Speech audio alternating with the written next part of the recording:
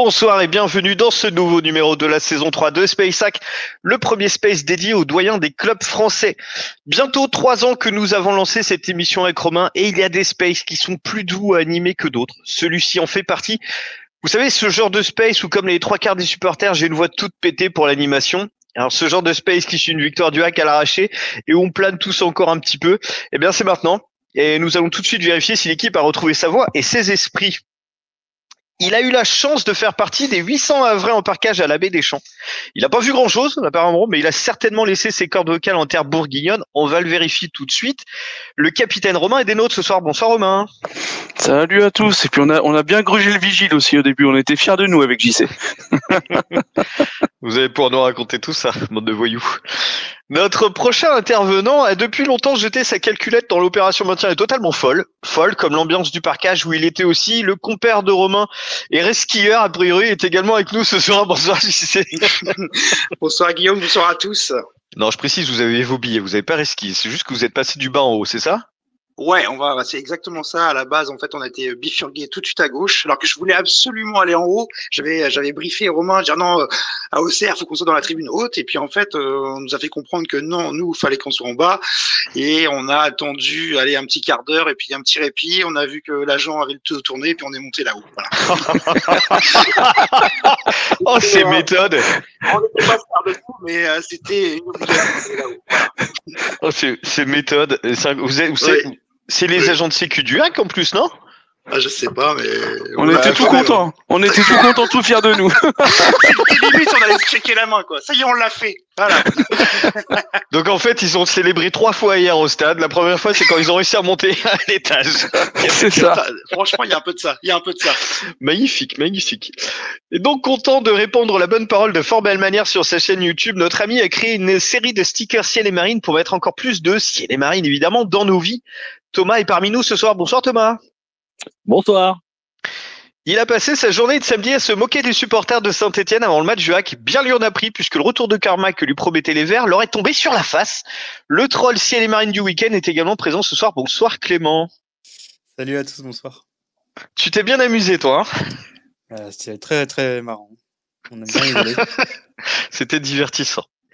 Il en a marre de cette saison et a hâte que ça se termine. Sinon, son petit cœur ne va pas tenir à la longue. On espère qu'il s'est remis de ses émotions, en tout cas pour ce soir.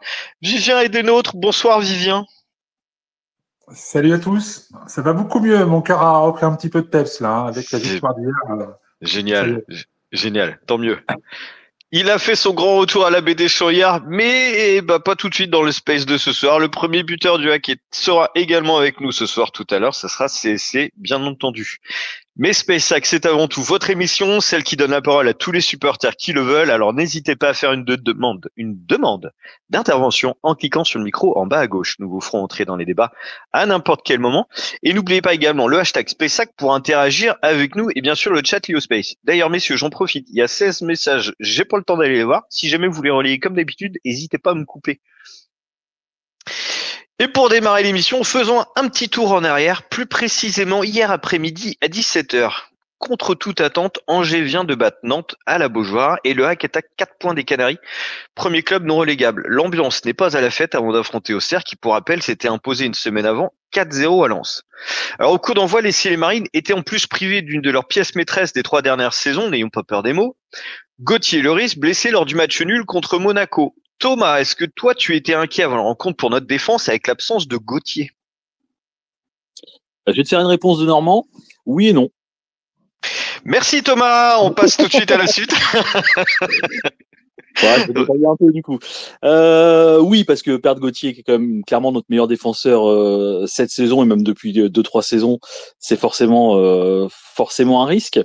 Après, non, parce que Haruna il revenait bien et puis ça reste le capitaine historique, donc tu savais qu'il pouvait ramener un petit supplément d'âme, ce qu'il a bien fait.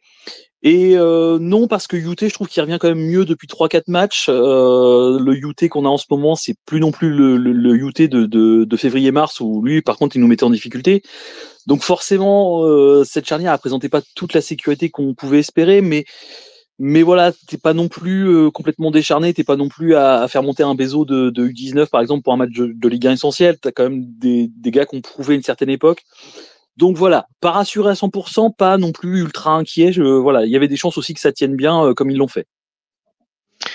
Ouais, tout à fait. C'est vrai que Etienne Houtet, c'est vrai qu'il était assez flippant sur certains matchs. Et puis, on l'a vu contre Monaco notamment. Il était là, il était à sa place, pas d'erreur, pas de conneries. Et donc c'était plutôt intéressant, effectivement, comme toi.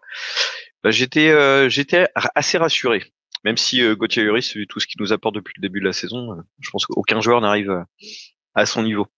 En tout cas, Didier Digard l'avait dit en conférence de presse cette semaine, plusieurs options étaient possibles, grâce notamment à Junior Manga, capable de jouer au milieu de terrain ou en défense centrale, son poste d'origine. Finalement, pas de surprise au coup d'envoi avec le retour du capitaine Sanganté en charnière centrale avec Etienne Houtet.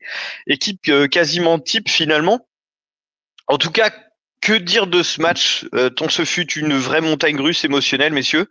Dès le début, les débats étaient assez équilibrés sur cette première période, même si on a vu un acte plus inspiré en fin de mi-temps, Vivien. Oui, la fin de première mi-temps était, on va dire, un peu plus consistante offensivement.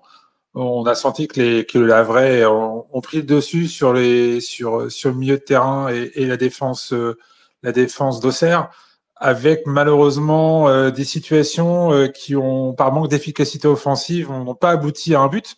Pourtant, Dieu sait que ça leur aurait mis la double occasion de Hassan Kouka et de Soumaré aurait mérité un autre sort. Et puis aussi le joli tir d'Ayou en toute fin de première période après la blessure d'Hassan Kouka. Donc ouais, on a vu des situations intéressantes sur la fin de première période qui laissaient entrevoir des choses bien pour la suite. Ouais, tu en parlais, la seule vraie occasion d'ailleurs est à mettre à l'actif de Ahmed Hassan et de Issa Soumaré. Ce dernier d'ailleurs s'est fait recadrer plusieurs fois par Didier Digard. Qu'as-tu pensé de sa prestation, toi, général Clément? Forcément, ça tombe sur toi.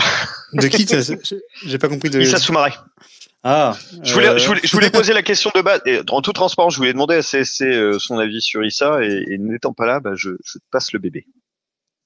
Sur cette première mi-temps.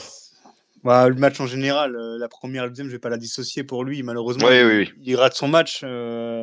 Après, ce qui est assez paradoxal avec lui, c'est que je comprends un peu Digard quand il le laisse sur le terrain, c'est que sur une action, il peut te mettre une passe D de la tête, il peut t'envoyer une mine des 20 mètres, mais le reste du match, il va être complètement transparent. Il a fait beaucoup de mauvais choix.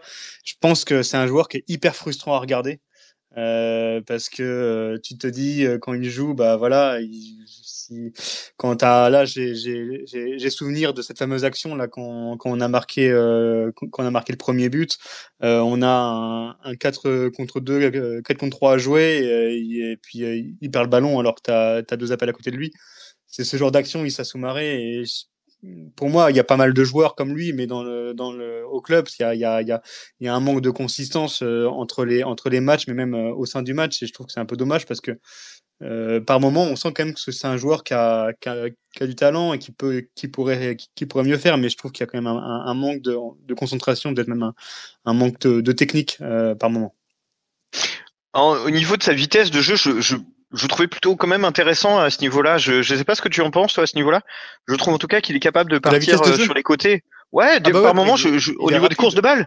Ouais, c'est assez intéressant. Après, ce qu'il sauve, c'est pas tellement le fait qu'il soit rapide, c'est qu'il est monstrueux. Il est monstrueux de la tête au niveau. Il a un super timing. En plus, c'est pas un joueur hyper grand. Il prend quasiment tous les ballons de la tête. Et je pense, c'est ce qu'il sauve parce que s'il y avait pas ça, ça serait un joueur lambda de Ligue 1, Ligue 2, quoi. Pour le coup, à gauche, il était seul puisque Antoine Joujou était blessé. Donc c'est vrai que Didier n'avait pas 36 solutions. Romain, toi, si tu devais retenir une chose de cette première mi-temps, laquelle ce serait, hormis votre superbe coup avec JC dans les tribunes? Je sais pas, j'ai rien vu. Non, je plaisante. Non, après, c'est ce qu'on se disait avec JC dans les tribunes. Non, c'est vrai que là, en plus, on était on était dans les champs, etc., dans les animations, donc on a participé grandement, et que de toute façon, quoi qu'il en soit, même si t'es pas dans le COP ou dans cette animation, tu fais jamais la même analyse en étant au stade que derrière un écran, je trouve. Hein. J'ai trouvé que c'était équilibré. C'est ce que j'ai dit aux gars à côté à la mi-temps. J'ai dit qu'on avait fait une bonne première mi-temps, qu'on était au niveau attendu. On parlera peut-être tout à l'heure un peu du niveau d'Auxerre si vous voulez, parce que j'aimerais ouvrir le débat là-dessus.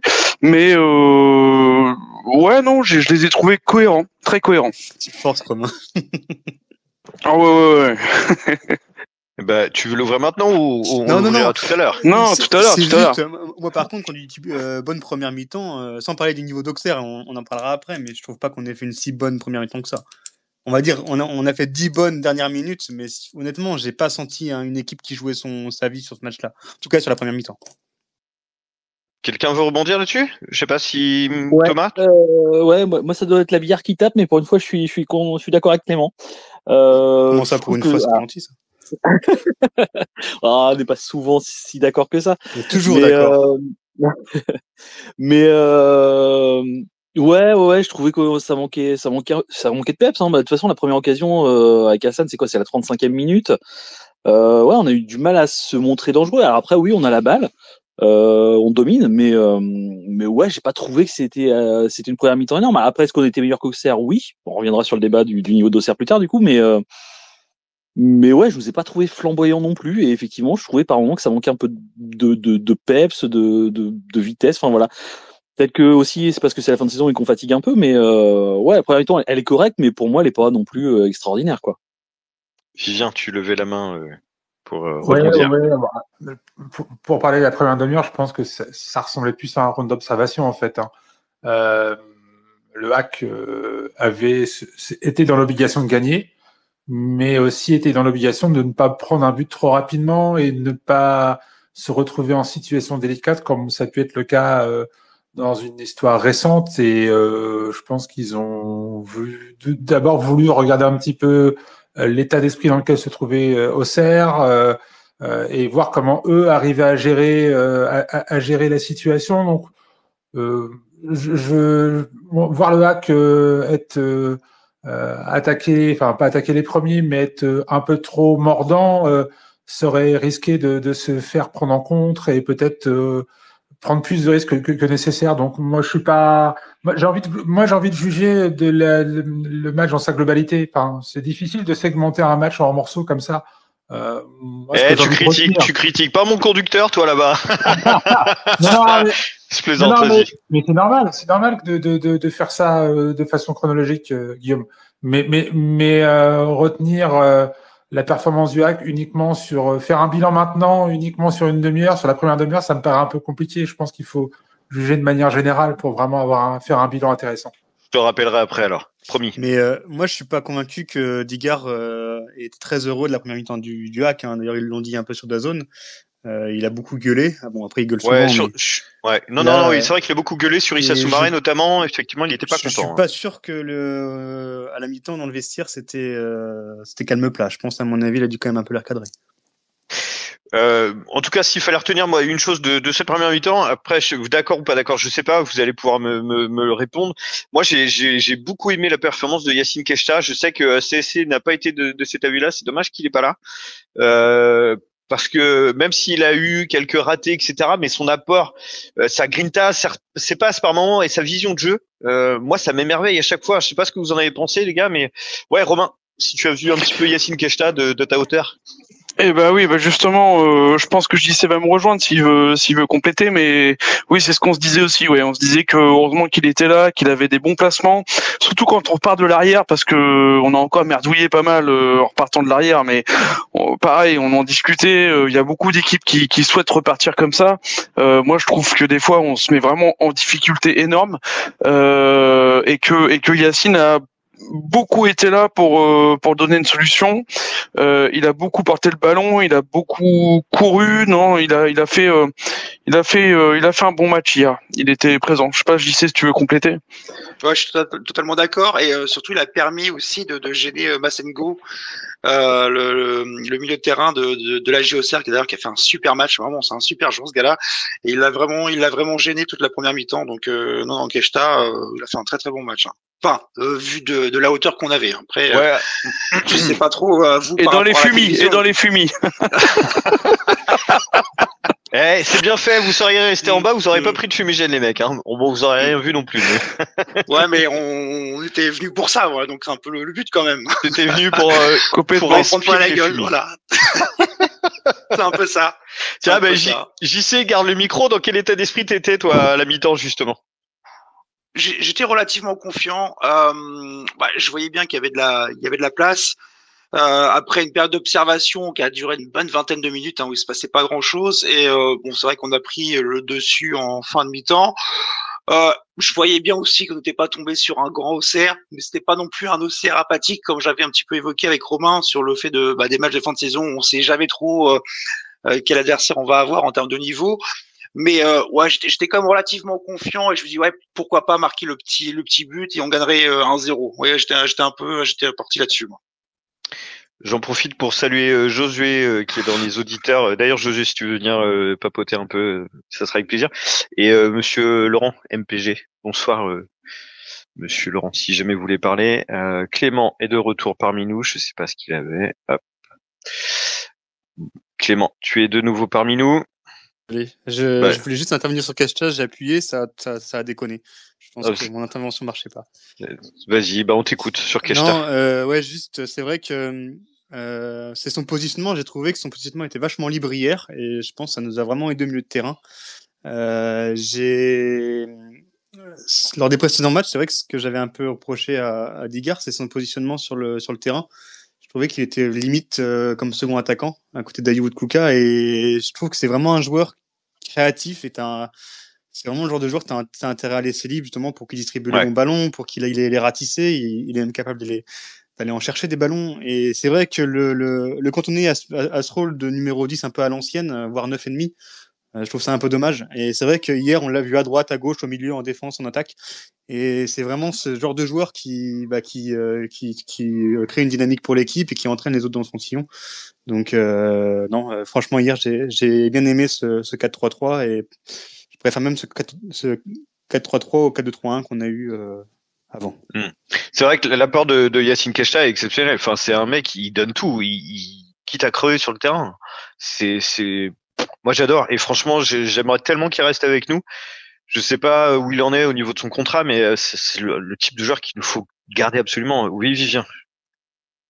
Oui, pour compléter un peu les propos de chacun, Keshta, il est clairement indispensable, mais surtout il est devenu indispensable depuis qu'on a revu la configuration de notre milieu de terrain avec l'arrivée de Manga, de Diawara, et puis la très bonne seconde partie de saison de notre capitaine Touré, enfin co-capitaine avec Sanganté quand Sanganté est là. Enfin, il s'est vraiment révélé à ce moment-là, et c'est la complémentarité de ce milieu de terrain qui est incroyable. Dans le match d'hier, même si je mettrais un petit bémol sur la performance de Touré qui a peut-être été en deçà de ses prestations habituelles, mon gars, il fait encore un travail colossal, et il libère en fait beaucoup de travail pour Keshta, parce que jusqu'à maintenant, Keshta, dans la configuration de première partie de saison, il était beaucoup à la récupération, il descendait beaucoup plus bas, et c'était compliqué pour lui de rayonner, de casser, enfin d'être entre les lignes. Et là maintenant, on a trouvé un équilibre incroyable, et voilà, c'est bien de mettre en avant les prestations individuelles des joueurs, ça je suis d'accord, et c'est tout à fait mérité, mais quand on regarde la globalité du milieu de terrain, ils font un travail de dingue. Complètement. La grosse différence, excuse-moi Guillaume, la grosse différence aussi, comme tu dis, c'est que en première partie de saison, on jouait avec 2 milieux de terrain. Combien de fois on a ragé sur le fait qu'on était à 2 au milieu et qu'on prenait l'eau au milieu de terrain, et comme tu dis, c'est vrai que là, d'avoir 3 milieux de terrain, ça lui permet aussi d'être un peu plus libre, et ça, franchement, c'est un atout pour le hack. Effectivement. On a Laurent qui a fait une demande d'intervention. Bonsoir Laurent, bienvenue. Bonsoir, tu m'as demandé de monter, et comme je fais rien ce soir, je suis là. Par contre, je vais pas pouvoir parler du match, ça fait partie des matchs que j'ai pas vu ce week-end. Franchement, tu as tort, il était magnifique. Ouais, mais bon, je me suis concentré sur le Lens-Lyon, qui était passionnant pour le Marseillais que je suis. Voilà. On en parlera tout à l'heure dans la partie maintien, si tu veux. Exactement. Un petit point négatif tout de même que j'ai noté et qu'on a tous noté sur la première mi-temps, c'est la blessure de Ahmed Hassan de Kouka, qui peut nous pénaliser pour la fin de saison, Thomas. Ouais, et comme disait Didier Gard après le match, là où c'est doublement pénalisant, c'est que Kuka il permet aussi à André Ayew de souffler. André Ayew, il a du mal à enchaîner les matchs de 90 minutes en raison de son âge, mine de rien. Donc c'est vrai que d'avoir la rotation des deux, c'était quand même intéressant. Et puis Kuka, même si voilà, il a tendance à être discret, on le voit pas forcément tant que ça, notamment parce qu'il est pas forcément ultra disponible au pressing. Bah ça reste sur les deux matchs avant Auxerre, un but, une passe décisive contre le PSG et Monaco. Donc voilà, ça reste quand même un joueur qui sait être décisif, notamment contre les grosses équipes. Voilà, faudra voir la durée d'indisponibilité, faudra voir s'il peut revenir pour un des deux derniers matchs. Mais voilà, c'est dommage de perdre un de nos deux avant-centres de formation pour la fin de saison. Si jamais on le revoit pas, c'est sans doute une perte substantielle. Romain, pardon. Ouais, je voulais juste ajouter parce que Kuka, c'est mon c'est mon petit coup de cœur du mercato. Pas, oui, ok, c'est pas le serial buteur qu'on peut espérer ou que tout club souhaite, mais je trouve que par sa mentalité, par ce qu'il montre, je le trouve hyper investi quoi pour les couleurs et franchement je kiffe carrément la façon d'être du joueur. On voit la joie quand il a explosé sur son but à Océane et vraiment ouais c'est dommage alors comme le dit Thomas pour le fait qu'il est là pour avec Ayou, voilà, c'est bien de les voir tourner les deux, mais je trouve aussi en termes de mentalité, je sais pas, je trouve quand même qu'il apporte quelque chose et que même s'il a pas tapé 10 ou 12 buts sur la seconde partie de saison, j'aime bien le joueur, Oui, il a quand même une présence, une physique, un impact, Ouais, tu vois. il en impose, il en impose quand même, ouais. Et c'est pas le genre d'attaquant à rester dans la surface de réparation de l'adversaire. Enfin, je veux dire, il revient, il défend, tu le vois régulièrement faire des allers-retours. Ouais, c'est un joueur qui mouille le maillot, qui s'implique beaucoup et franchement qui a une super mentalité. J'allais dire comme tout le monde. C'est vraiment un joueur qui vient d'arriver et qui a déjà imprégné les couleurs et qui se bat pour l'équipe. Donc ça fait vraiment plaisir. Toi Clément, par rapport à sa blessure, justement, est-ce que ça t'inquiète pour les deux derniers matchs avec seulement Ayou en pointe? Parce que c'est vrai que les solutions sont pas énormes. On avait Casimir qui avait dépanné en pointe, il me semble, en Ligue 2. Soumaré aussi de temps en temps, mais voilà, d'attaquant de métier, on n'en a pas, quoi. Bah, on n'en a plus, on avait Ngoura. On avait Logbo qui est blessé, Kanabik du coup qui en instance de départ. Non, en effet, on a plus de neuf si il reste plus qu'Ayou, comme tu dis, encore c'est pas forcément un vrai neuf. Après, je sais pas comment il va se débrouiller contre Marseille. Moi, j'aurais tendance, même si je sais que c'est pas son meilleur poste, à mettre Soumaré en pointe et mettre Zouaoui et Diego gauche, quoi. J'aime beaucoup Zouaoui et j'aimerais bien qu'il se fasse titulaire contre Marseille. Ça marche. Donc retour des vestiaires, en tout cas. Vivien, tu voulais parler de l'ensemble du match, on va y arriver. Retour des vestiaires et comme souvent avec le hack, les choses ont bougé, mais pas dans le bon sens cette fois, avec le but d'Auxerre à la 62e par Sina Yoko qui s'est joué de Loïc Négo avant de tromper Mathieu Corgelin. Tu vois, il me flingue mon conducteur pour le coup. Et Romain, toi, quel était ton sentiment après ce but de Auxerre? Est-ce que tu étais abattu ou? Ouais, on était abattu parce que surtout que quand on le voit en live, comme on l'a un peu décrypté puis on l'a re-regardé après, le but, en fait le joueur d'Auxerre s'apprête à faire une passe en profondeur. On voit que Soumaré est là pour couvrir. Il y a pas vraiment de danger réel. On voit que Soumaré était là, mais au lieu de ça, c'est deux joueurs à vrai qui lui tombent dessus, qui récupère à un moment donné le ballon, puis ça cafouille et c'est reparti. Donc c'est ça qui est très décevant parce qu'on est dessus, on est sur le ballon à l'origine de l'action et surtout on est plutôt dominateur dans le match. Enfin, en tout cas depuis le début du match, on est plutôt quand même au-dessus d'Auxerre et finalement c'est nous qui prenons le premier but et c'est vrai que là avec JC on s'est regardé là c'était moins la joie, on se demandait comment on allait repartir de la baie des Champs. Je pense qu'on était tous plus ou moins battus. Ouais, Clément, excuse-moi. Ouais, juste sur ça va faire un peu écho à ce qu'on disait tout à l'heure le débat, je pense qu'on a eu au sein du groupe. Là, juste pour resituer le premier but, c'est Mwanga 1m84, Abdoulaye Touré 1m89 qui sont au duel contre Gaëtan Perrin 1m69. C'est Gaëtan Perrin qui gagne son duel. C'est ce que je disais, c'est qu'il y a par moment, je trouve que tu as un manque d'agressivité. Alors après, pas forcément aller lui mettre un tacle par derrière, mais tu as un manque d'agressivité sur le porteur du ballon qui nous coûte quand même pas mal de buts. Il y a ce but-là, mais il y a aussi les buts qu'on a eu précédemment, et c'est souvent ça, c'est un manque d'agressivité, un manque de duel, et ça nous a encore fait défaut là sur ce match-là. Ouais, on en parlait sur les dernières rencontres, notamment à Paris, etc. Pas de carton, pas de faute, rien du tout. C'était un peu mou.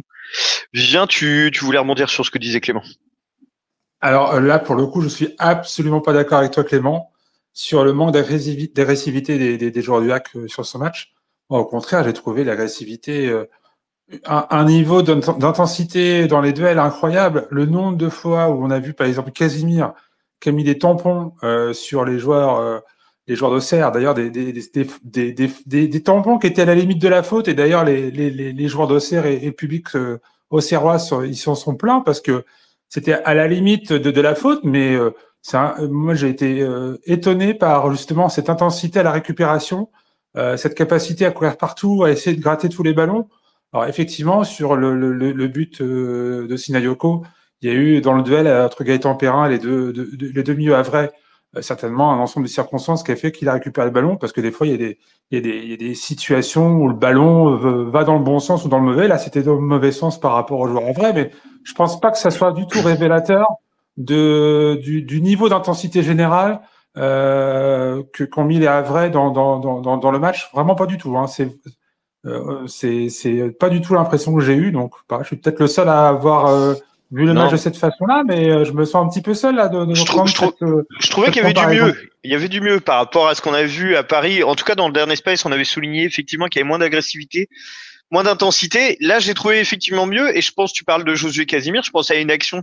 Et je sais pas si tu pensais à celle-ci, au poteau de corner, où épaule contre épaule, il va se friter avec le Auxerrois et récupère la balle. Et ah ouais, enfin, moi je trouve que c'est quand même révélateur d'un état d'esprit. C'est des choses qu'on voyait pas contre Paris, par exemple. J'étais vraiment dans la bataille pour moi. Ils étaient vraiment en mission, quoi. Après, enfin, moi, je te parle pas forcément. On peut leur reprocher leur manque de technicité, on peut leur reprocher de la maladresse.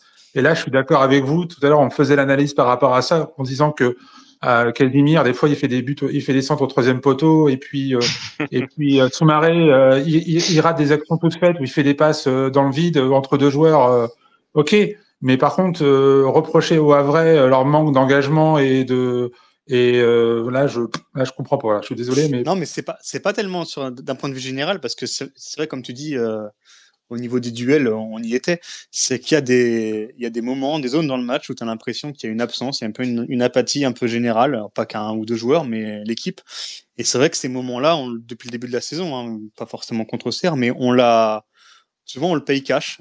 Souvent en début de première mi-temps, en début de seconde mi-temps, en fin de seconde, on a 10, ouais, mais 15, dans un match 20 de minutes. foot, c'est quand même rare qu'il y ait quand même, dans le sport en général, de la première à la 90e minute, demander à une équipe et individuellement à des joueurs d'être au top en permanence et de faire zéro faute.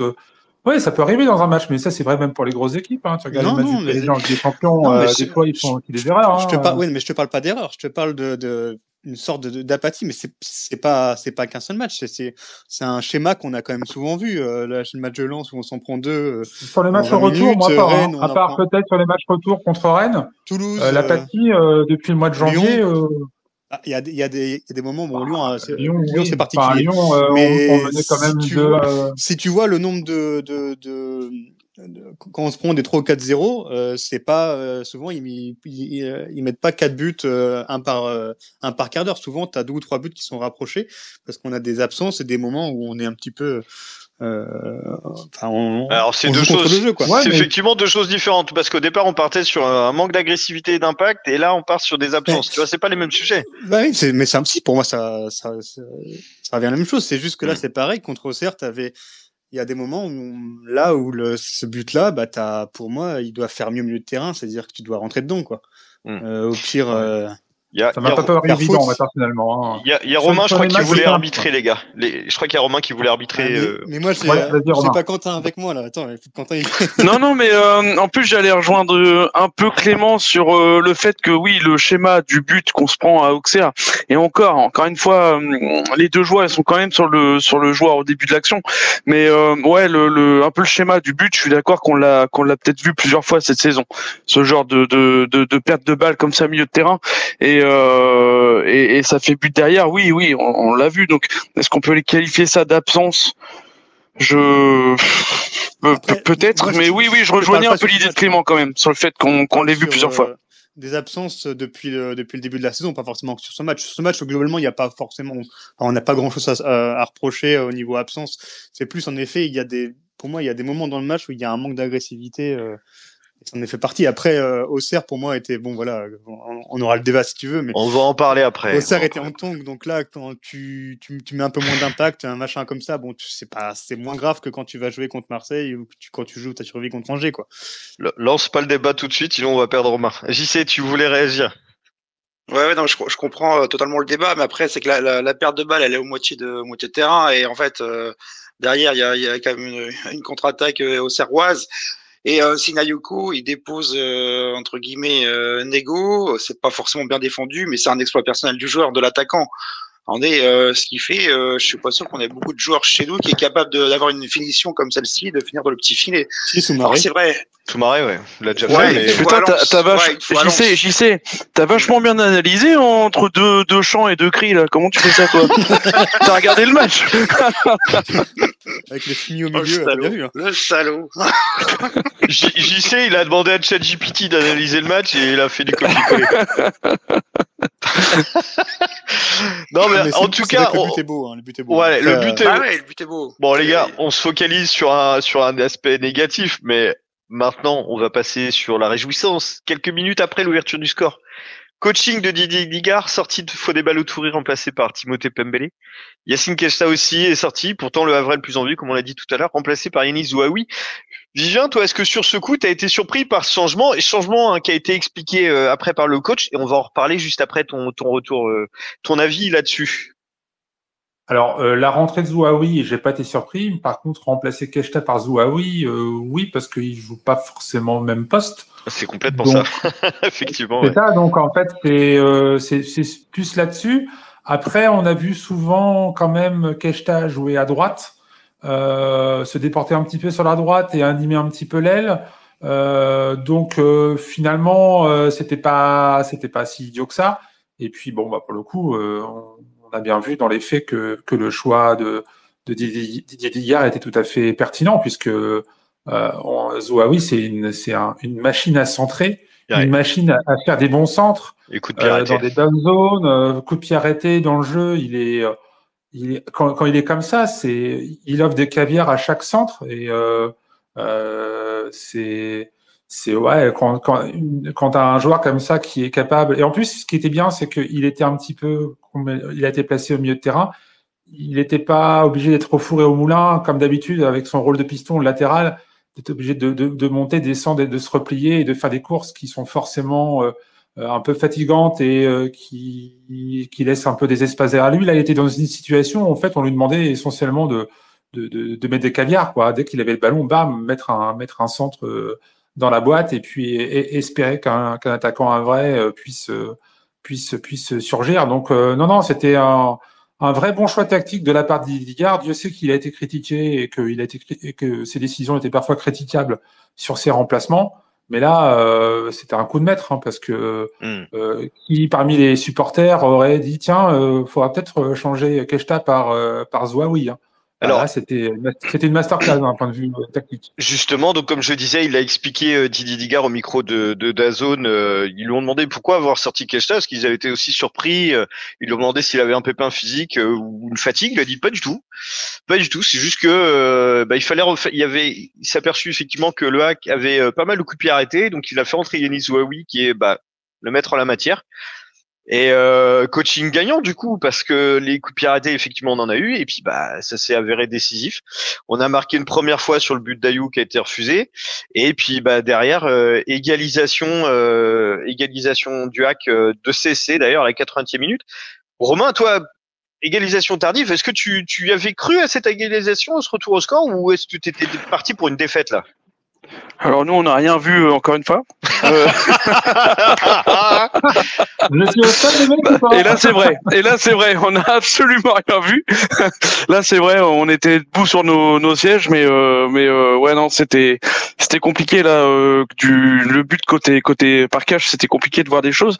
Est-ce que on y a cru? Oui, tout à fait. Je regardais souvent l'écran quand même le temps qui défilait, mais de toute façon c'était le minimum. On parlera du deuxième but après. C'est peut-être plus la victoire qu'on aurait peut-être eu du mal à croire, mais en tout cas ce but égalisateur, moi en tout cas personnellement je l'attendais. Ouais. Eh ben, JC, même question que Romain. Est-ce que toi tu t'y attendais à cette égalisation, ou est-ce que tu étais parti pour une défaite et tu faisais tes calculs dans la tête, moins 4 points sur Nantes, etc. Ah bah je me voyais déjà en Ligue 2, si c'est ça que tu veux dire. Oui. Voilà, bon d'accord. non mais oui. Non mais après concrètement oui, j'espérais qu'on allait égaliser. J'avais quand même au fond de moi cette fameuse série où on marque un but à chaque match depuis 12 ou 13 matchs. Donc j'avais toujours ça en tête. Je dis bon, ça va bien finir pas passer. On a quand même beaucoup de coups de pied arrêtés avec l'entrée de Zouaoui. Enfin, il y avait quand même des motifs d'espoir. Et puis Auxerre était complètement acculé. Donc franchement, oui, ça restait du domaine du possible. Donc oui, il y avait quand même au fond de moi, j'y croyais toujours, bien sûr, bien sûr. Ouais, et puis comme Romain le disait tout à l'heure, toujours avancer, ne jamais rien lâcher, la devise des Havrais. Et le hack en fait sa spécialité. Retour du hack time à la 93e minute, la délivrance, Aruna Sanganté, le capitaine, l'explosion, tout un symbole, Thomas. Ouais, très joli symbole. Moi, ça m'a fait penser au match à Reims déjà où il revenait. Alors à l'époque, il revenait de blessure. Là, hier à Auxerre, il revenait de suspension. Mais tu sens qu'il revient avec la rage, avec l'envie d'aider l'équipe et voilà. À Reims, on s'était pas imposé, mais c'était quand même lui qui nous offrait l'égalisation. Là, c'est lui qui nous offre les 3 points de la victoire. Ouais, le symbole est magnifique. C'est un Bézo de la KV. C'est un gars qui lâche rien. C'est aussi fait partie de ceux qui portent l'état d'esprit de cette équipe. Et Dieu sait qu'il est précieux pour nous, l'état d'esprit. Donc superbe image, superbe but, plein de rage. Ça fait penser aussi dans la rage et dans la célébration de fou qu'il y a eu après au but de Pembele contre Nantes. Enfin voilà, et qui était dans le hack time aussi, qui nous avait quand même pas mal manqué depuis qu'on était en Ligue 1, les buts en fin de match. On était habitué en Ligue 2, on n'a pas eu tant que ça en Ligue 1. Ça fait du bien de les retrouver, surtout parce qu'ils ramènent des points précieux. Et donc ouais, magnifique de célébration et je suis parti de ceux, mais je crois qu'on était nombreux à avoir petite larmiche à l'œil à ce moment-là parce que ce but-là, il fait énormément de bien. Ouais, je vous l'ai dit parce que j'ai vu le match un petit peu en décalé. Moi j'ai versé ma larme, j'ai pas honte de le dire. Et j'étais rassuré quand je voyais des tweets. J'étais pas le seul. Et ouais, j'ai carrément versé ma larme. Les nerfs ont lâché d'un coup là et l'explosion de joie, etc. Enfin, c'était quelque chose de dingue. Moi j'y sais, je suis allé le chercher en bas de la tribune. il a fait tout le tour de la tribune. Alors, je vous redonne la parole juste après. Vivien, vous voulez réagir par rapport au but? Ouais, par rapport à la prestation globale de Sanganté, il a fait un match incroyable défensivement. Enfin, le but qui marque en fin de rencontre, c'est la concrétisation de son match plus que parfait et défensivement. Et moi, surtout derrière tout ça, ce qui me fait plaisir, c'est que certainement vous avez dû lire dans les réseaux sociaux un petit peu les commentaires un petit peu qui étaient pas très sympas à son encontre, où vous pouvez lire que certaines personnes avaient un peu oublié à qui il était, quoi, le capitaine du hack, quelqu'un qui donne tout pour nos couleurs depuis quelques saisons, et qui dernièrement, de fait de matchs, on va dire un petit peu plus compliqués, certainement liés à sa méforme, à ses blessures, voilà. Certains supporters étaient très sévères vis-à-vis de lui, même espéraient même que à la limite, s'il rentrait pas sur la pousse, c'était pas grave. Et moi, bon, je disais rien parce que si à chaque fois je vois des conneries, je réagis. J'ai passé mes journées à répondre sur Twitter ou sur Facebook, donc je me tais. Tu risques Mais là, tu franchement, risques d'y laisser tes cheveux surtout. oui, c'est mes cheveux, mais j'étais déjà tous perdus, donc c'est mort pour ça. Mais non, mais et là j'ai eu une pensée pour lui parce que je me suis dit merde, si lui il a lu tout ce qu'il a tout ce qu'on a pu dire de pas très sympa sur lui et que il marque le but de la victoire, il vient célébrer au pied du parcage. Je me suis dit c'est une belle revanche quand même, c'est chouette, une belle histoire.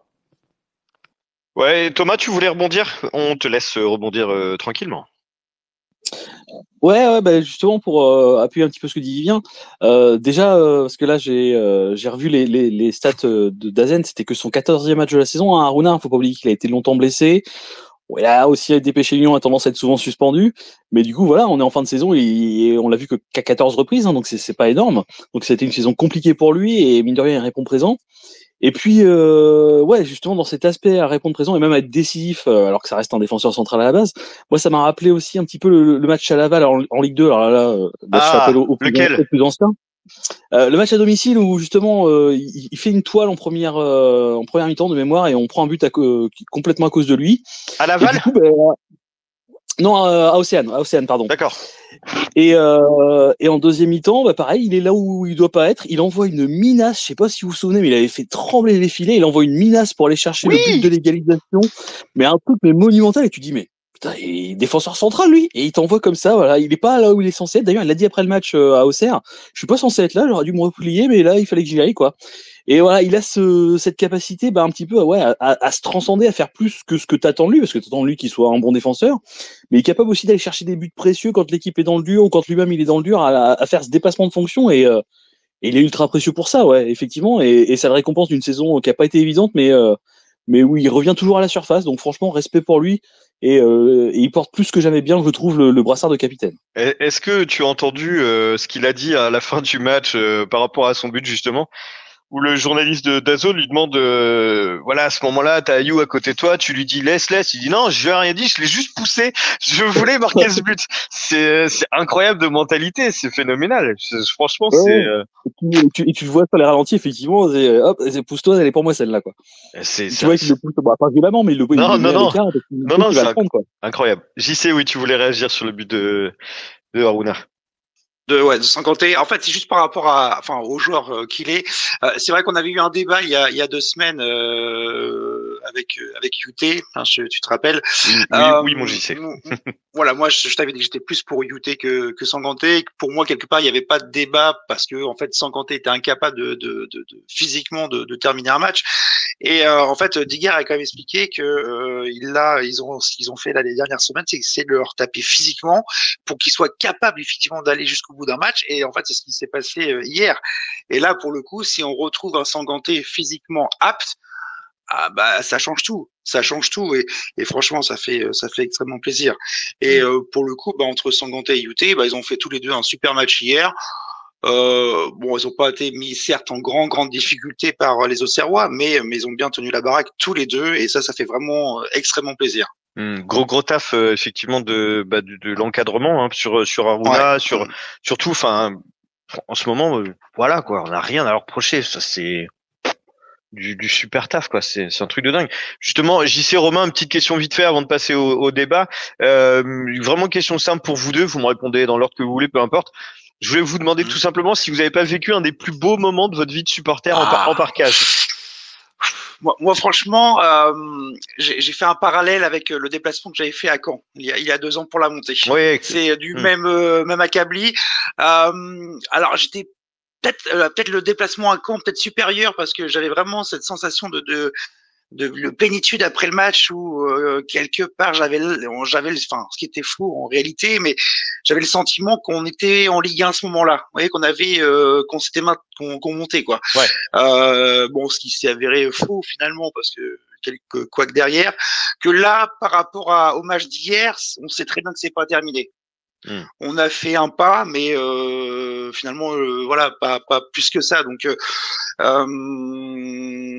voilà, c'est quand même un petit peu différent, mais ça reste un magnifique déplacement. Et franchement, moi, j'y allais pour ça, pour vivre un grand moment. Donc, j'y allais pour les 3 points. Voilà. Et puis vous les avez ramenés brillamment. Romain, toi, Romain, toi, est-ce que c'était ton plus beau moment de supporter en parkage, je précise? Alors, c'est marrant parce que le dernier grand souvenir que j'avais était dans le même parcage. On était en Ligue 2 et c'était les derniers matchs de la saison. Et on s'était déplacés très nombreux aussi à Auxerre. Et franchement, ça avait été la folie. Même folie hier aussi. Donc oui, très très bon souvenir. Voilà, on était avec JC. Il y a aussi Florian qui nous a rejoint en arrivant. Lui, il prenait le car, il venait du Havre. Tiac, pour ceux qui le suivent sur Twitter. Ouais, non, ça va rester un très très bon souvenir. Après, j'en ai des très gros à Océane, mais comme tu as précisé en parkage, oui, ça fera partie d'un de mes meilleurs souvenirs en parkage. Voilà, bah voilà, c'est ce que je voulais. C'est ce que je voulais partager, que vous nous partagiez. J'en profite pour faire une énorme dédicace. Je le fais à chaque space, mais comment il pourrait en être autrement? Énorme dédicace au parkage Havrais qui a fait un boucan du tonnerre. On n'entendait que à la télévision, c'était exceptionnel. Vous étiez beau, vous étiez bruyant et honnêtement, qu'est-ce qu'on est fier d'être représenté par vous à l'extérieur. Voilà, le Havre, c'est vous et c'est magnifique. Donc bravo à Romain, Vivien, JC qui était là-bas. Franchement, la Fédé fait un taf de malade. Donc tous les groupes de supporters, c'est exceptionnel. Donc vraiment, voilà. Perso, je suis fier d'appartenir à cette famille ciel et marine. Donc voilà, bravo. On passe au débat. Donc le débat c'est simple puisque c'est au lendemain de la victoire du HAC. Alors ça a été un débat qui a été lancé par CSC et Clément, je crois. Voilà, les gars, CSC et Clément, pour vous, Auxerre a joué en tong et si Auxerre avait joué un ton au-dessus comme ils ont fait à Lens, jamais le HAC aurait gagné. Ah non, j'ai pas dit ça. Alors, c'est peut-être, mais et on va lancer le débat là-dessus. C'est bonsoir, Charlie, Allez, d'ailleurs, Quentin, je vas-y, t'accueille. exprime-toi. Bonsoir à tous, Avant vous de te faire m'entendez bien? taper par Romain, vas-y. Il y a Vivien aussi qui veut le taper. Oui, Oui, on on t'entend t'entend. bien. Il est dans les toilettes du TGV, je crois. Cool. T'as pas la chasse d'eau, hein. Je suis pas très loin. Oui, il est dans le train, Quentin, pour info.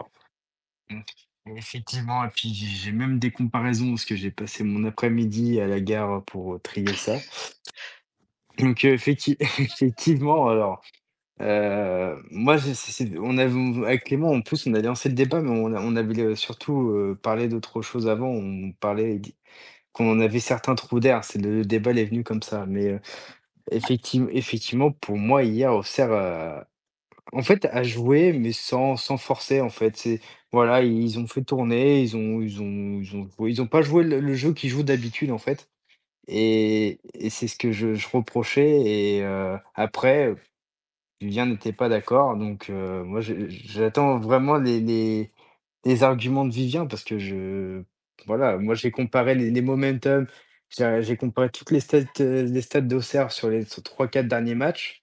Effectivement, Auxerre a bien été en dessous des 3-4 derniers matchs. Après, est-ce que physiquement, ils étaient à la rue? Pélissier avait souligné le problème avant le match et je l'avais dit il y a 2 semaines que, voilà, Auxerre, physiquement, ça commençait à tirer la langue et alors, est-ce que ça fait aussi partie, de ça?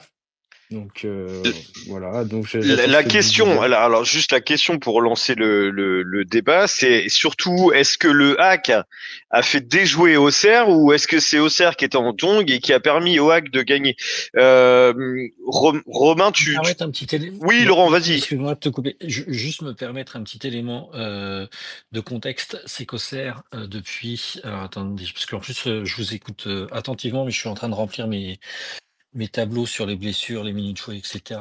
C'est que Auxerre a aussi un gros souci, c'est que depuis on est J32, donc ça fait 4 journées. Ils doivent jouer sans Owusu, sans Traoré, sans Danois. qui sont des joueurs qui étaient des titulaires indiscutables quasiment avant leur blessure. Et donc forcément, ça impacte le groupe, le physique. Voilà, attendez, alors que je vous dise, Owusu, c'était 82% des minutes jouées, Traoré, c'était 72%, et Danois avait déjà été blessé, mais c'était 53% des minutes jouées. Donc c'est des joueurs qui sont importants, mais qui sont actuellement blessés. Hmm. Et donc forcément, ça impacte. Si on rajoute en J30, on rajoute que Ocho, ça faisait 2 journées qu'il n'avait pas joué. Opegaard a été blessé aussi. Donc en ce moment, ils tirent sur la corde. Alors ils ont fait des résultats assez exceptionnels, dont un match dont je me passerai bien et j'ai envie de l'oublier rapidement contre Marseille. Mais voilà, ça peut aussi expliquer ces blessures de joueurs importants depuis 3-4 journées. Ça peut aussi expliquer cette baisse de forme et l'impact sur un effectif qui est quand même limité en quantité.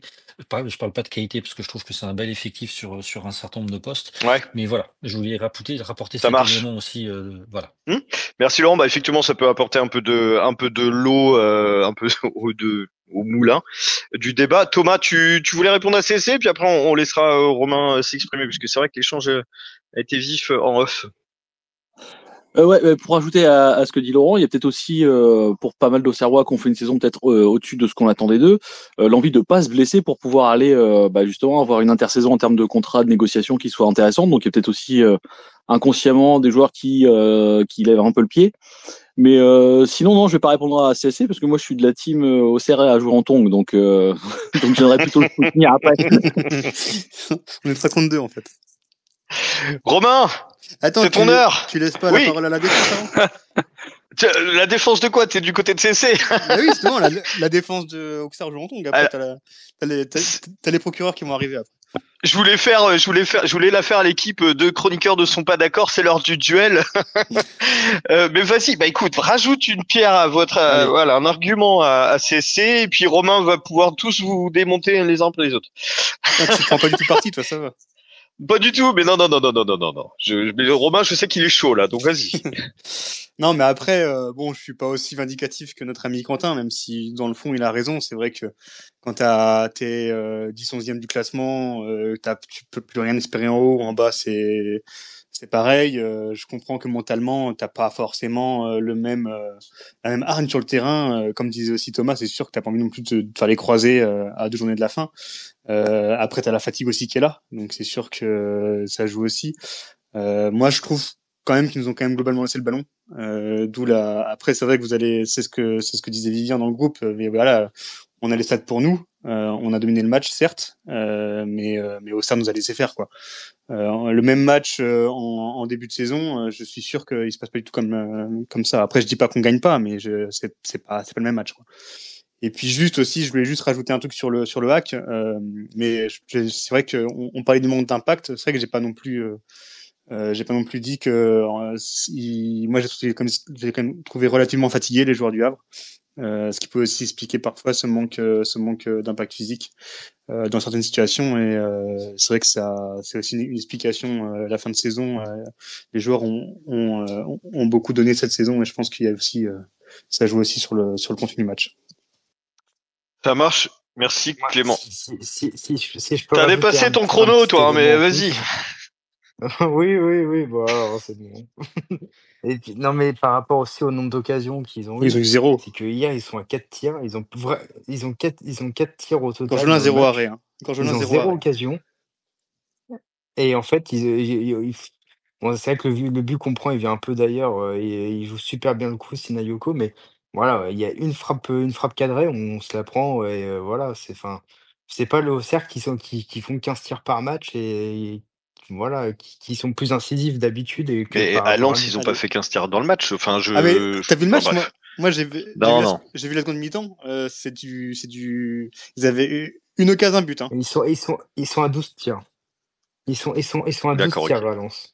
Allez, Ouais, parole à Lens, parole à l'attaque. ils font un match très Alors, maîtrisé à Lens.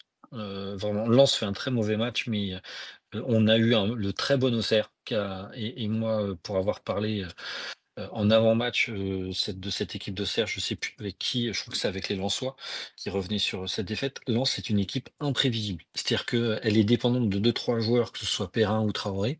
Et s'ils font un bon match, bah, cette équipe peut battre, entre guillemets, «n'importe qui». Si Perrin est bien cadenassé ou fait un mauvais match, bah, cette équipe, elle peut se faire taper par, le dernier de Ligue 2, quoi. Mm, mm. Voilà, c'est assez impressionnant et on peut pas prévoir, voilà, surtout quand bon après quand il manque des Traoré et d'autres, c'est un peu plus compliqué pour eux, mais effectivement cette équipe d'Auxerre est assez imprévisible. Merci Laurent. Romain, c'est ton tour, c'est ton heure. Alors en fait, c'est pas tant le niveau d'Auxerre hier qui m'exaspère, c'est le fait de lire toujours que quand on perd, c'est nous qui sommes nuls et quand on gagne, c'est les autres qui ont été nuls.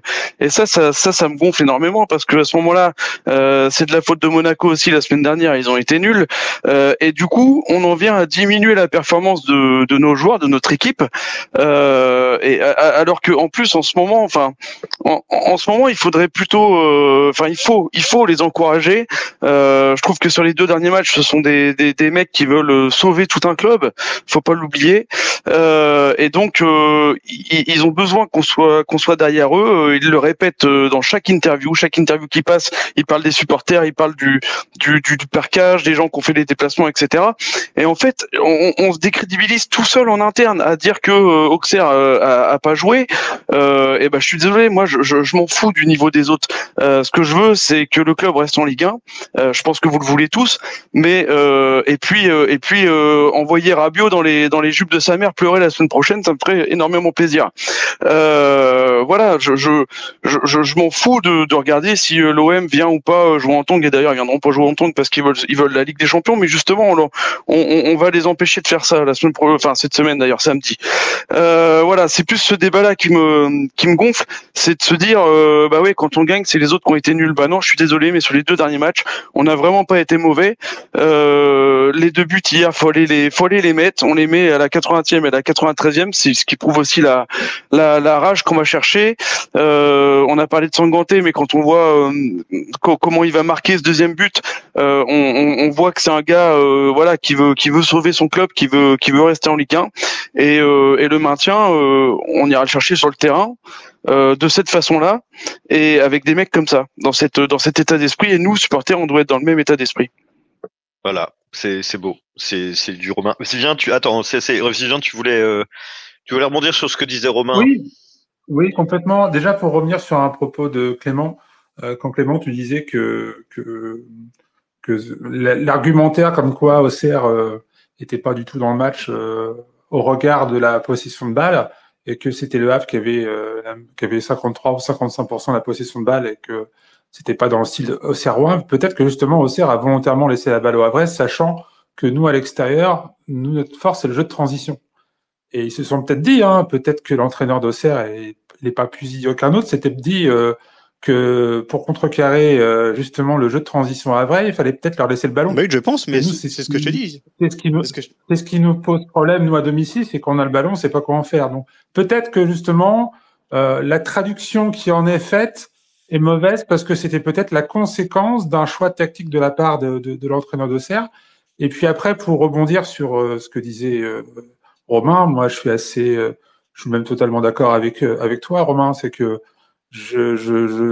sans citer personne, ici ou ailleurs, mais il y en a qui prennent un malin plaisir à systématiquement, mais ça c'est vrai pour maintenant ou sur ce match-là ou sur des matchs dans le passé, des matchs du hack, même au moment où c'était compliqué pour le hack, où on prenait des valises, de systématiquement tenir un discours de ils sont nuls, ils sont à chier, toujours avec un discours négatif et là j'ai vraiment l'impression que maintenant même quand on n'a rien à leur reprocher, il y a toujours des trucs qui vont pas, il y a toujours des trucs. On devrait être tous derrière l'équipe. À un moment, encore plus maintenant que le reste de la saison, on devrait. Je sais pas, je suis pas. J'ai du mal à comprendre ce type de discours un petit peu comme si c'était une façon un peu d'exister et de vouloir dire des trucs comme ça qui sortent un petit peu je sais pas. J'ai du mal. J'ai du mal à mettre des mots dessus, mais je suis dans l'incompréhension parce que on a compris pas le du tout propos. Ouais. Je pense que le propos a été compris. Quentin, tu voulais rebondir sur ce que disait Vivien. Rebondis bien. Hein. Ouais, t'inquiète pas. Non, parce que en fait, déjà par rapport au jeu d'Auxerre, moi qui les a vus plusieurs fois jouer, dont au Vélodrome et puis même au match retour contre l'OM et puis ces derniers matchs, Auxerre ne garde jamais le ballon et ils ont un excellent jeu de transition où ils font des contre-attaques de l'espace et voilà, c'est leur jeu.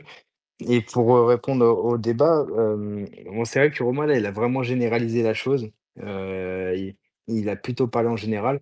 Après, si on veut revenir sur les matchs précédents, le match qu'on fait à Monaco, il y a vraiment rien à dire. En fait, on était ultra solide et voilà. Après, là, on parlait exclusivement du match contre Auxerre et puis le débat, il était vraiment axé sur est-ce que Auxerre a joué en tongs ou non.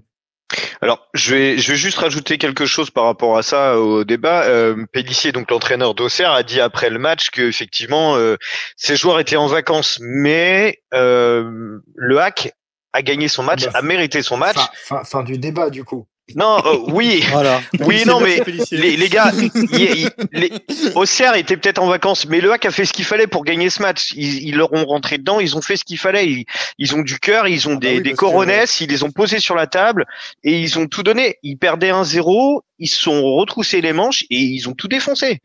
Donc là, pour le coup, je suis d'avis de Romain et Vivien. C'est vrai qu'à chaque fois que le Hack perd, et c'est comme ça contre avec toutes les petites équipes entre guillemets, sans manquer de respect, tous les petits du championnat comme nous, à chaque fois dans les médias, dès qu'on fait une perf contre un gros, c'est les gros qui ont mal joué, qu'on fait de la merde, et nous derrière, bah non, bah je suis désolé si les gros ils font de la merde, c'est aussi parce que nous, on les a poussés aussi à jouer comme ça, qu'on a imposé peut-être notre jeu et qu'on a réussi avec notre cœur à les emmerder. Donc voilà, je suis désolé pour les mots.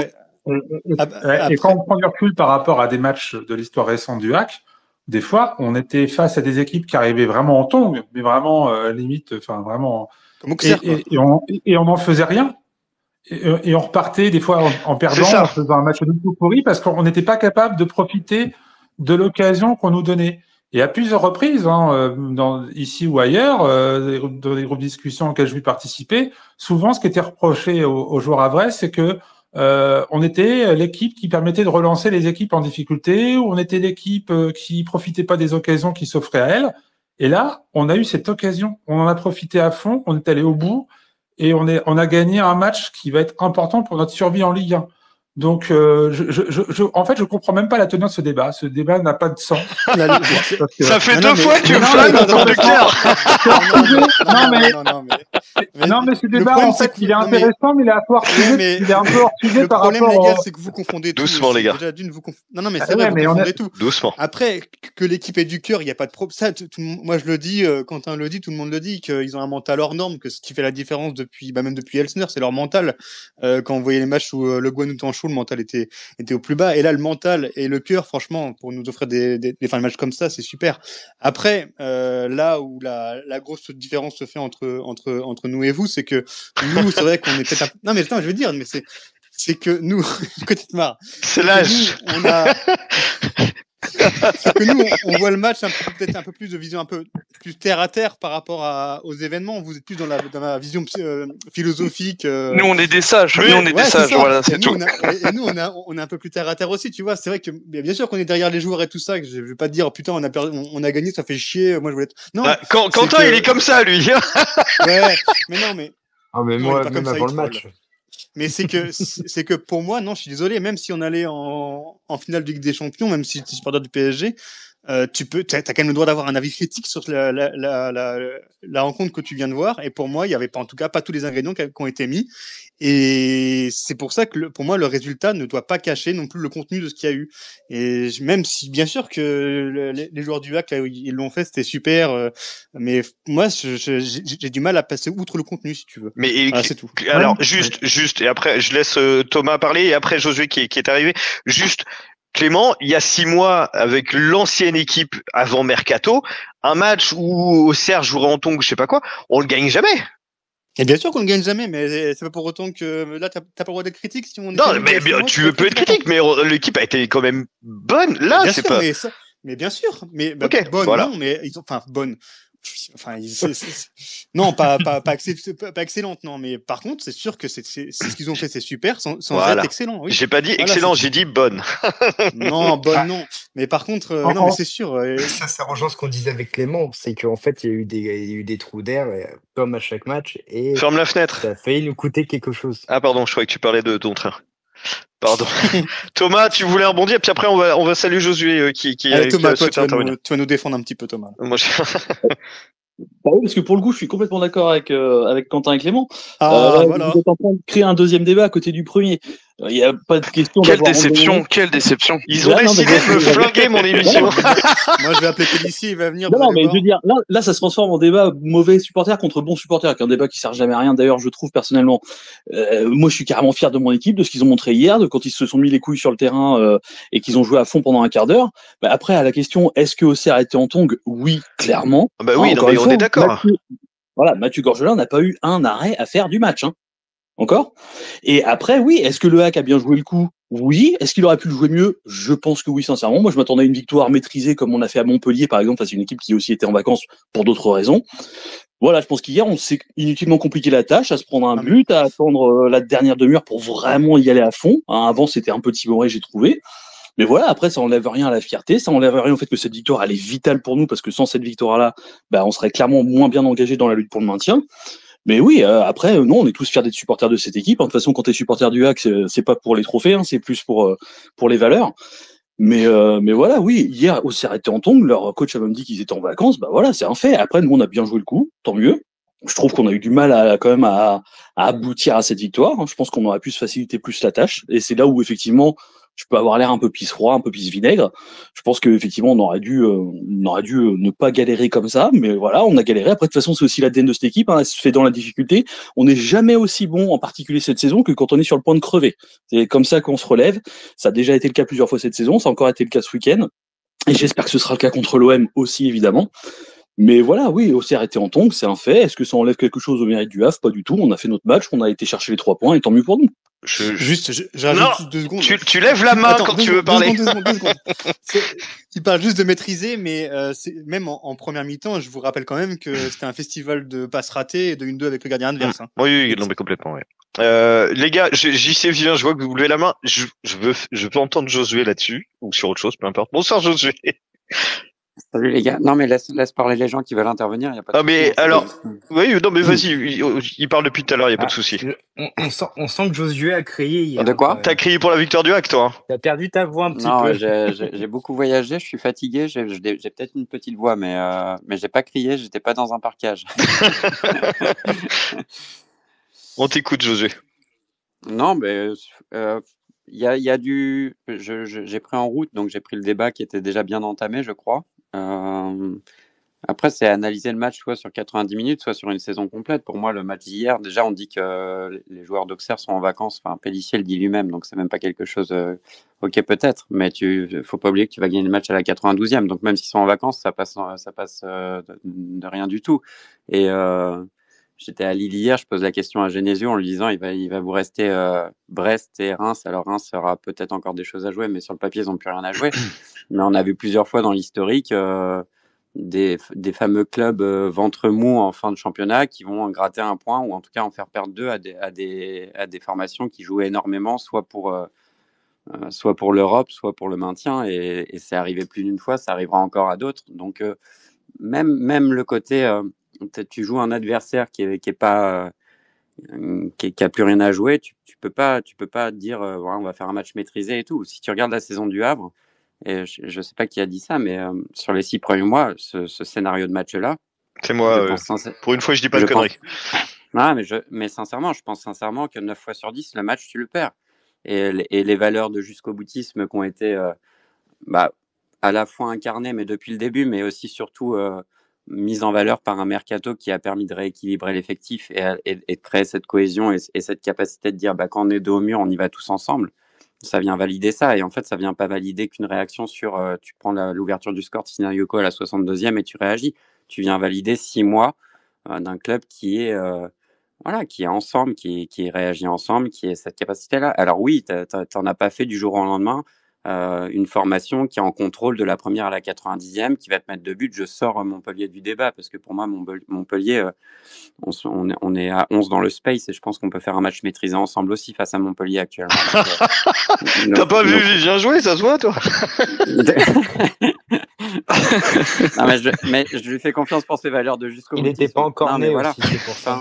C'est aussi à prendre sur plusieurs semaines et plusieurs mois. C'est pas juste 90 minutes. Le 92e, à la limite, c'est anecdotique. C'est pas anecdotique parce que c'est 2 points hyper précieux, 3 points du coup hyper précieux dans la course au maintien.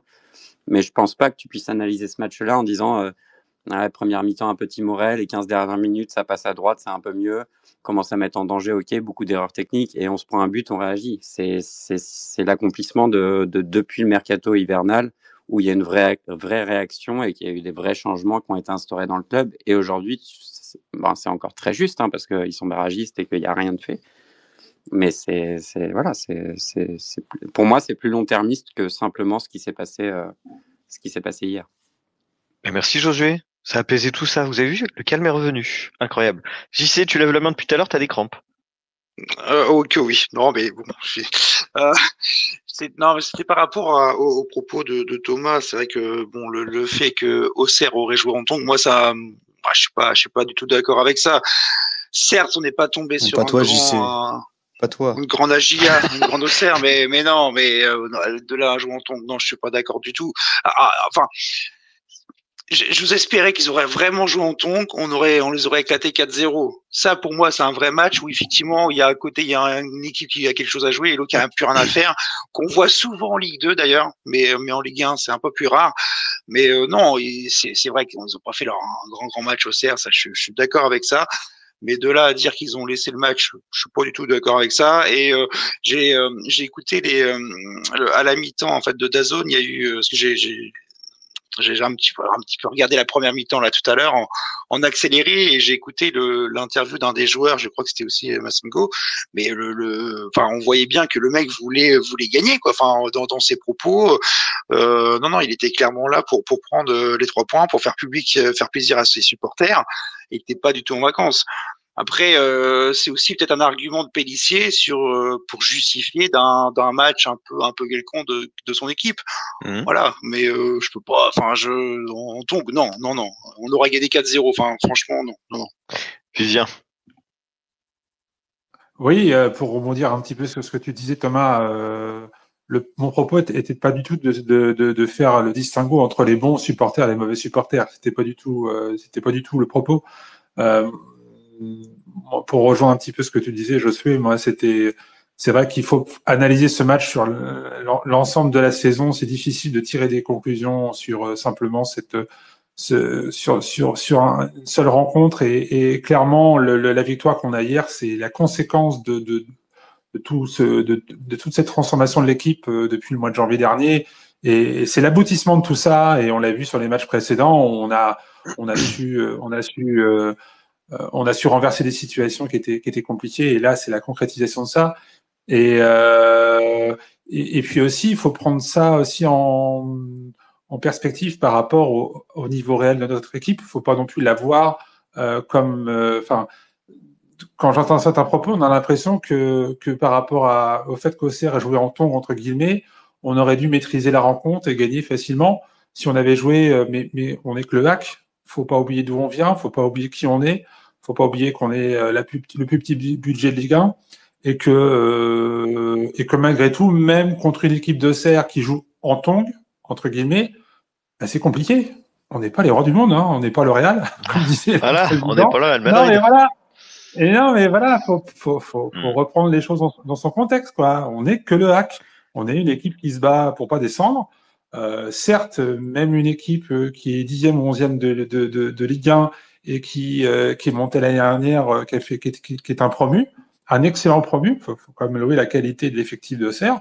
Moi, je trouve que voilà, faut pas manquer de modestie par rapport à ça. Faut pas oublier d'où on vient. Et moi, je trouve que c'est manquer de respect à l'effectif de dire que voilà qu'on a gagné parce que les Auxerrois ont pas joué le jeu. Moi, je trouve que c'est un manque de respect total vis-à-vis de ce que fait l'effectif, le HAC, l'équipe depuis quelques mois. Romain, je te laisse réagir. Ouais, pour compléter ce que dit Vivien, je vous rappelle les gars qu'on supporte le hack, plus petite bougie de Ligue 1, et que en fait, les moments à kiffer, on en a pas beaucoup, encore moins en Ligue 1 bien sûr. Donc quand on fait 1-1 contre Monaco et quand on fait 2-1 contre Auxerre, en tangue ou pas, ce qu'il faut c'est kiffer en fait. Faut kiffer ces moments-là parce qu'on en a vraiment pas beaucoup. Et encore une fois, je pense que là sur cette fin de saison, ils iront pas chercher le maintien sans nous, donc il faut qu'on accompagne ça dans une effervescence commune. Oui, tout à fait. Je suis entièrement d'accord avec toi. Et Josué, pour conclure le débat, on t'écoute. Ah, justement, c'était pour dire que le départ du débat s'est basé quand même sur la déclaration de Pélissier qui dit mes joueurs étaient en vacances. Si on se concentre juste sur sa déclaration, c'est aussi un élément de communication en conférence de presse où tu as un entraîneur qui vient de voir ses joueurs sur les 10 dernières minutes lâcher 2 buts. Je suis pas sûr qu'il aurait eu cette déclaration-là en conférence de presse si le score final avait été 1-0 pour Auxerre. Et on n'aurait pas eu ce débat-là, on n'aurait pas dit qu'ils étaient en tongs ou en vacances, on aurait juste dit ils ont gagné, ils ont fait le travail. Auxerre, le Havre a perdu 3 points, etc. Là, pour lui, c'est aussi un élément de dire voilà, mes joueurs, ils ont lâché le morceau, ils ont plus rien à jouer, donc ils sont en vacances. Il y a ce truc-là aussi qui fait le début du débat. Mais quand le Havre va chercher un point à Monaco, ils sont dans la course à l'Europe. Je peux te dire qu'ils sont pas en tongs, ils ont clairement pas envie de lâcher 2 points au moment où ils sont dans leur saison. Donc, faut aussi entre guillemets mettre en relief les déclarations d'après-match qui dépendent beaucoup des scénarios de la rencontre, qui sont pas forcément des choses à chaque fois qui sont pensées. Que Pélissier, il ait une frustration à la fin du match parce qu'il voit ses troupes perdre 2-1 alors qu'il menait 1-0 à 12-13 minutes avec le temps additionnel compris. Ça peut s'entendre, ça veut pas dire que c'est une réalité. Et quand je vois la première mi-temps, il y a du déchet technique au Havre, il y a du déchet technique à Auxerre, mais j'ai pas eu la sensation d'avoir un club qui en a rien à foutre du match. Et je pense que d'ailleurs, aucun professionnel de ce sport rentre dans le match, même en étant 10e, 11e à la 32e journée, en disant ce match-là, ça compte pour du beurre, on n'a pas envie de le jouer. Pas Auxerre, pas une première saison en Ligue 1, pas un retour en Ligue 1, j'y crois pas. Eh ben, merci Josué. On va clore ce débat. Juste un truc aussi à prendre en compte, il y avait aussi l'historique avec Saint-Etienne. Les barrages à Saint-Etienne n'étaient pas très bien passés. Est-ce que je sais pas si ça a pas aussi joué dans la tête des Auxerrois ce match-là? Josué aurait peut-être une réponse par rapport à ça. Personnellement, je ne pense pas. Vis-à-vis des supporters, oui. Les supporters étaient à fond derrière nous, a priori. Non, mais t'as quand même des rivalités qui se créent. Plus vis-à-vis des supporters, mais en vrai, les joueurs réfléchissent pas comme ça. Faut pas oublier, c'est leur métier. C'est comme si, je sais pas, ils se préparent toute la semaine pour faire une rencontre, qu'ils soient 10e, qu'ils soient dans la course à l'Europe, dans la course au maintien. C'est des joueurs qui se préparent. Auxerre, même leur positionnement, même leur manque d'enjeu, qui ça peut se ressentir dans un match. Un club qui est animé par un enjeu face à un club qui ne l'est plus, il peut y avoir des détails sur un match où ok. D'ailleurs, je pense que c'est ça en partie qui peut expliquer le dénouement de cette rencontre. Mais de dire que 11 professionnels sur un terrain ne se donnent plus ou n'ont plus envie, sauf dans un club qui est dans un état de crise extrême, comme on a pu voir à Montpellier. Je pense qu'il y a eu des joueurs qui ont eu des manques d'envie certains, comme Habib Bey, il a récemment dit là en conférence de presse, où il s'est dit à partir du moment où mes joueurs sont plus ou moins sauvés, j'ai senti un manque d'investissement, etc. Ça, c'est des choses qui peuvent être perceptibles. Mais manque d'investissement et de dire on a joué en tongs ou on est en vacances déjà, j'ai du mal avec cet argumentaire-là. Ok. On va passer à la suite, juste parce qu'il est déjà 22h20 et puis 2 heures d'émission, ça nous arrive pas souvent. Voilà, juste résultat de cette magnifique victoire du HAC à Auxerre, c'est une course au maintien donc qui est relancée, qui est passionnante, qui est palpitante. Je voulais juste voir avec vous quelles étaient nos chances de nous maintenir directement, de finir barragiste. JC, est-ce que d'abord tu peux me faire un petit point comptable si ça te dérange pas sur le bas de classement? Alors, j'ai pas tout sous les yeux, je suis désolé. Attends, je reprends ça. Attends, je te reprends ça vite fait. Le Havre 31, comme par hasard, ça bug. 33. Et Saint-Etienne 27. Ouais. Saint-Etienne 27, ouais. Donc, et Angers et Reims ont les deux calendriers les plus compliqués par rapport à Nantes. Angers, effectivement, va à Auxerre et reçoit Montpellier. Et Nantes reçoit Strasbourg et va... Non, j'ai inversé, pardon. Excusez-moi. Non, c'est l'inverse. C'est l'inverse. Angers qui reçoit Strasbourg et qui va à Lyon et Nantes qui va à Auxerre et qui reçoit Montpellier. Et faut pas oublier Reims qui va jouer Saint-Etienne qui est en pleine course pour le maintien et qui va jouer Lille la dernière journée qui est en pleine course pour l'Europe. En sachant que le goal à virage qu'on a par rapport à tous les autres est très défavorable, donc faut rajouter quasiment un point d'écart entre chaque. 4 équipes. Donc Quentin. 4 équipes se tiennent donc en 2 points à 2 journées de la fin. À mon avis, on n'a pas vu ça très très souvent en Ligue 1. À votre avis, donc, est-ce que le HAC peut passer devant un de leurs 3 concurrents? Quentin, le match de Marseille. Putain, il est parti ce coup. Quentin, il est à la voiture bar dans le TGV. Non, je suis là.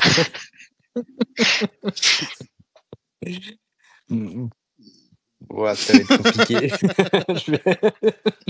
Je suis Parce mort. que le Non. HAC a réussi quand même à faire des sacrés coups à Lille, à Lens, contre Oui, Monaco. oui, oui. Ah oui, alors je suis complètement.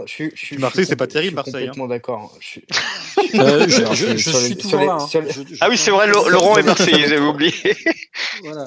Sur les 3 derniers matchs, Marseille, il y a un message privé parce que il y a un space lyonnais et que la situation économique de Lyon m'intéresse, mais donc mais j'avais toujours un écouteur. Donc je vous ai entendu, je sais pas qui tout à l'heure espérer le fait que vous alliez taper Marseille, etc. Mais on l'espère tous. On l'espère tous. Mais ils l'espèrent tous, t'inquiète pas. On sait Caillou, déjà vous partez avec un but parce qu'on sait Caillou va marquer. Voilà, ça c'est une certitude quasi certaine pour faire une phrase qui n'a aucun sens, mais donc voilà. Et on n'a plus Targaline, donc c'est dommage. Mais non, mais pour reprendre ce que je disais, l'OM joue beaucoup mieux depuis 3-4 matchs. Malheureusement, j'ai un peu peur que ça fasse un peu comme au match aller et qu'on touche pas un cuir. L'OM a changé de système depuis 2 matchs. Ils jouent à 4 derrière, et ils sont beaucoup plus incisifs et un jeu beaucoup plus direct. Alors, est-ce que c'est compatible avec nos schémas tactiques? Peut-être. Je sais qu'à 5, on aurait eu du mal. Par rapport au HAC, j'ai hâte de voir quand même. Écoute, moi, je vais vous donner mon sentiment, c'est qu'effectivement, l'équipe est mieux avec ce 4-3-3 depuis 3 journées. Le souci, c'est pas un souci, mais c'est que en face, t'avais Brest et Montpellier qui sont des équipes qui jouent au foot. Je ne dis pas que vous jouez pas au foot, mais je ne sais pas si on va avoir une équipe du Havre qui va rester derrière et pour caricaturer, qui va mettre le bus. J'en sais rien, mais cette équipe de Marseille a énormément de mal face au bloc très très bas. On l'a vu depuis le début de saison, c'était des matchs très très chiants parce que on finissait avec 75-80% de possession de balle, mais avec des XG qui étaient parfois qui peinaient à dépasser les 1 parce que les équipes aujourd'hui sont totalement préparées pour subir et qu'on n'a pas à Marseille des joueurs comme des Dembélé ou Lamine Yamal pour faire la différence à eux tout seuls. Donc je suis incapable de savoir à quoi m'attendre. Je me doute qu'il va rester avec son bloc, son 4-3-3, qui se transforme en 4-4-2. Voilà. Après, comme je dis, on part avec un but de retard parce que je suis persuadé qu'Ayoub il va marquer. Voilà, on a un Gouiri qui est vraiment très bon en ce moment. On a un Greenwood qui est très concerné. Moi, c'était un des défauts. J'ai passé mon temps à Greenwood et Luis Enrique à aller entre guillemets les insulter parce que les mecs ils regardaient les ballons passer quand il y avait des trucs défensifs et ils nous foutaient rien. Ou alors le pire, c'était Luis Enrique qui faisait la course, mais une fois qu'il était arrivé pour défendre, et ben là il regardait l'attaquant jouer. Laurent, je te coupe. On n'a pas toute la soirée malheureusement et c'est un space à vrai. Pour le coup, c'est vrai que la question c'était savoir si on allait se maintenir. Il y a pas de souci sur Marseille, t'inquiète pas. La question c'était globale, c'était est-ce que le HAC va se maintenir et pas est-ce que le HAC va mettre le bus contre Marseille, tu vois. Personnellement, Marseille, je sais ce que c'est une grosse écurie. La question c'était pour nous, pour les Havrais, est-ce que vous pensez qu'on peut le faire et prendre des points contre Marseille. Donc voilà, ma réponse est oui, à moi. Parfait. Thomas, tu voulais réagir? C'est possible, ça va être compliqué. De toute façon, alors le bon point positif, c'est qu'on a fait un grand pas vers le barrage, donc déjà, on oblige Saint-Etienne à faire 2 victoires et comme disait Josué, ils vont jouer à Reims, Reims a besoin de gagner, donc voilà, il suffit que Saint-Etienne fasse un match nul et on est déjà sûr d'avoir le barrage, donc déjà ça peut aussi nous libérer un peu l'esprit. Après, voilà, si on veut rattraper un des 3 devant, il va falloir, à mon avis, prendre au moins 3 points, c'est-à-dire faut arriver à taper soit Marseille à domicile, sachant qu'on n'est pas ouf à domicile cette saison, soit Strasbourg à l'extérieur. Ça dépendra aussi de où on est Strasbourg la dernière journée, s'ils ont sécurisé une place européenne ou pas. Honnêtement, tout est possible avec cette équipe. Honnêtement, je ne vous voyais pas tenir tête à Monaco comme on l'a fait. De la même façon que je ne voyais pas nous effondrer face à Rennes comme on l'a fait.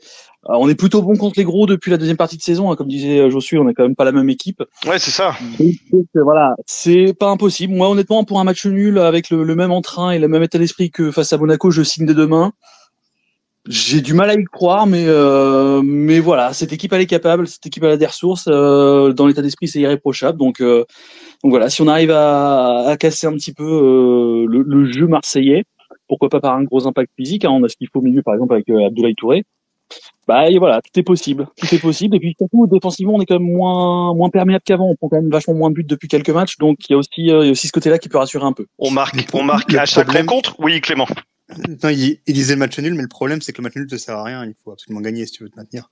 Parce que le match nul, si tu fais, admettons, un match nul. Si Saint-Etienne gagne à Reims, évidemment. Après, si Saint-Etienne Ah ne oui, gagne bah oui. pas, là, Après- effectivement, on bloque la place de barragiste pour le coup. C'est ça. Après, moi, je te parle de monter.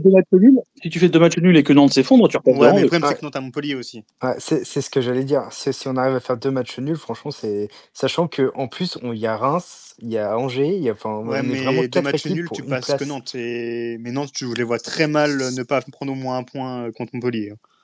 Donc, Quoi, tu penses que Montpellier sont déjà en vacances?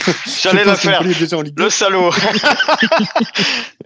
Non, mais Mais- Quentin, par rapport à ce que tu disais, toi, tu avais peur qu'on prenne la même rouste qu'en début d'année à Marseille, au début janvier.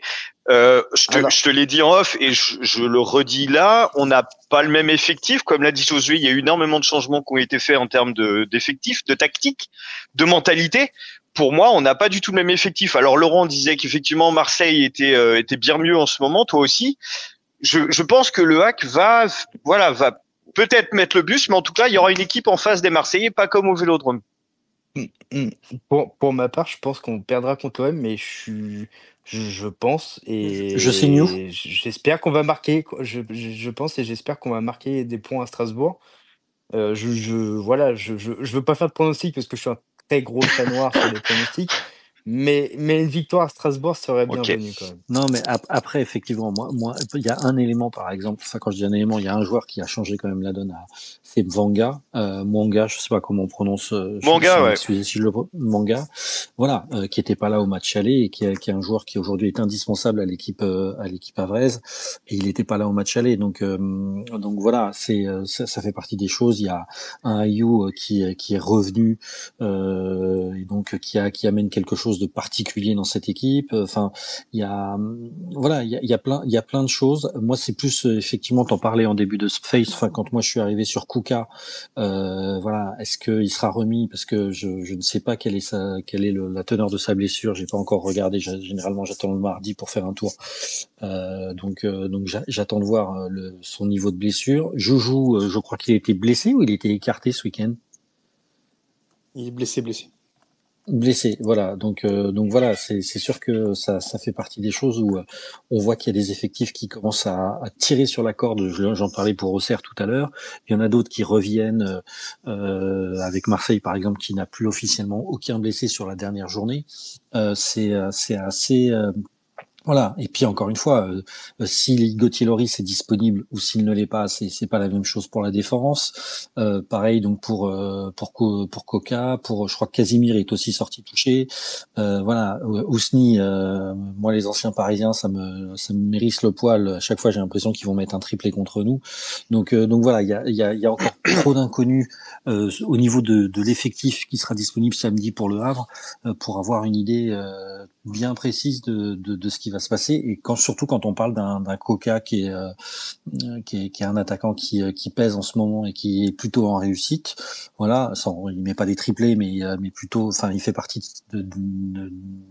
des joueurs qui ont permis au Havre de jouer encore le barrage. Et quand on voit, et moi je fais partie de ceux qui pensent que, tu vois, même si je dis pas que Digard est un très très très très grand coach, mais ce que fait le Havre avec les moyens qu'a le Havre, c'est extraordinaire. Je le dis, et c'est pas parce que je suis dans votre space, je l'ai dit dans un space il y a 3 jours, c'était avec des Lyonnais, je crois.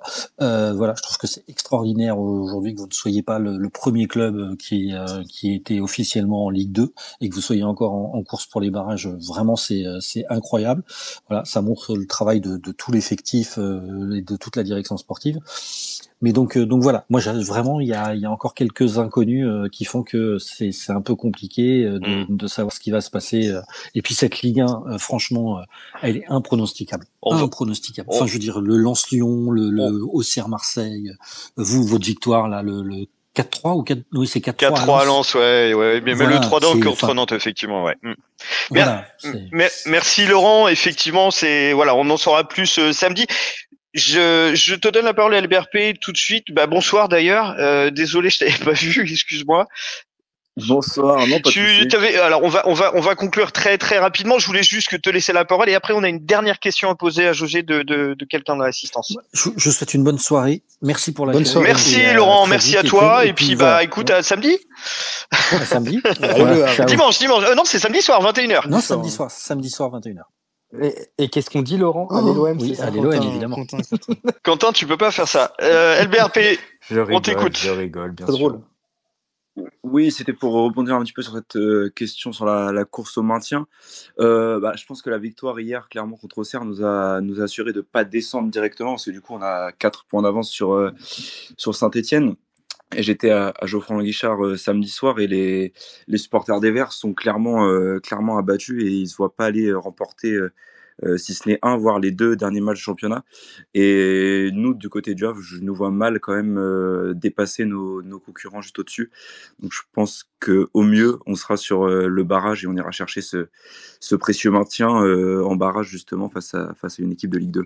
Merci beaucoup. C'est quoi ton prénom? À chaque fois, je l'oublie, je suis désolé. Pierre, c'est mieux qu'LBRP, tu vois, c'est plus simple pour moi. C'est Pierrot. C'est bon, Pierrot. Non, c'est bien. Les gars, est-ce que j'ai perdu la question pour Josué qu'on nous avait passé? Est-ce que quelqu'un l'a? Je crois. C'est pas DNCG? Si, tout à fait.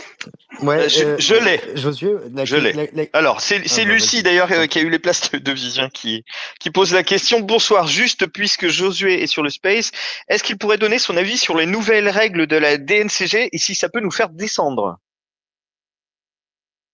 Eh ben, il est plus là, Josué! Reviens, Josué! Josué!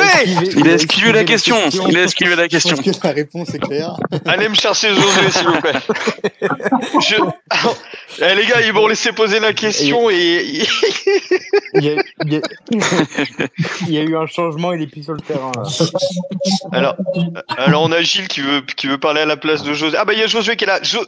Ah non, Josué est pas là. Bon, Gilles, on t'écoute. Salut, Gilles!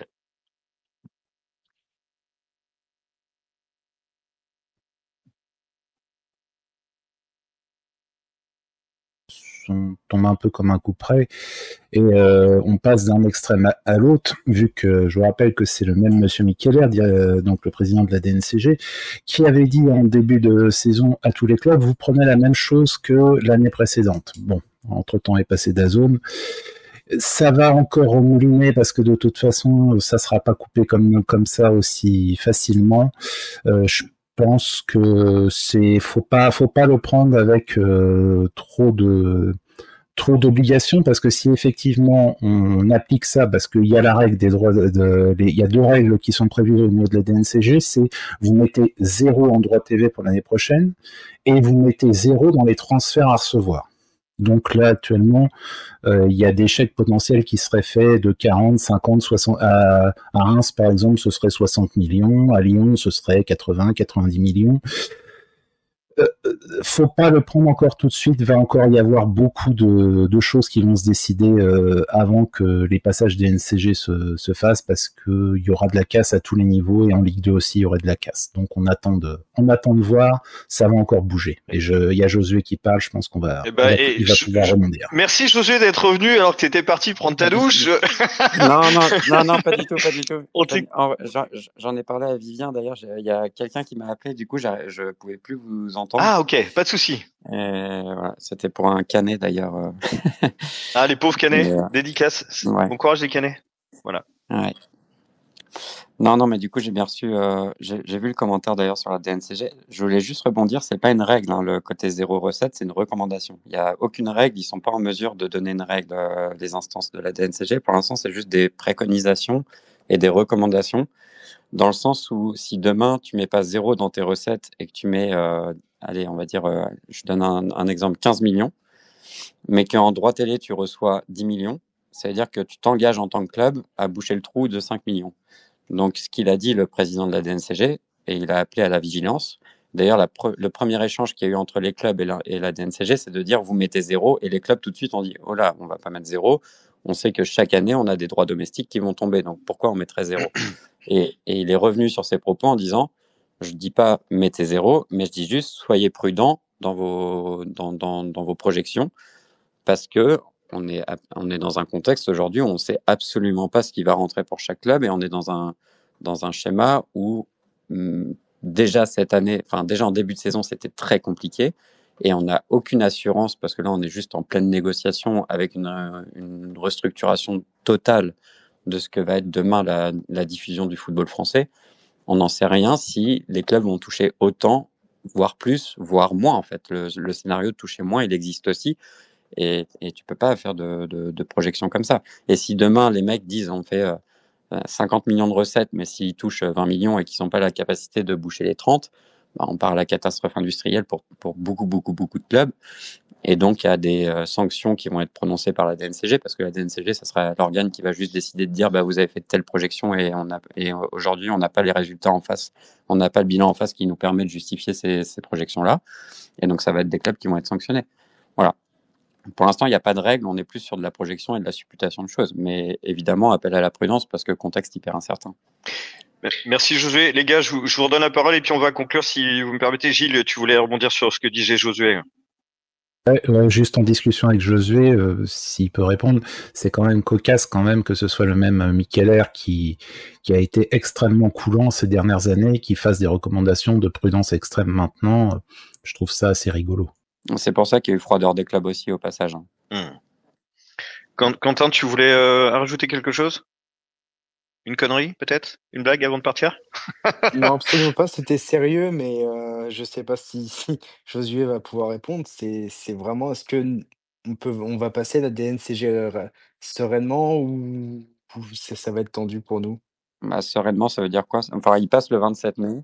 Enfin, Il passe. non, mais ce que je veux dire, c'est que est-ce que une rétrogradation en Non, Ligue 2 est envisagée? Non, Enfin, non, du tout. pour moi, à l'instant, Tant mieux. enfin, je dis ça en mode, je me prononce sur un truc qui est tellement incertain. En fait, c'est bête ce que je dis. Il y a tellement d'incertitudes qu'on peut rien prévoir, et que demain, si la pyramide des droits télé, qui est déjà très chancelante, pour pas dire qui s'est totalement cassé la gueule ces derniers mois, ça devient encore pire.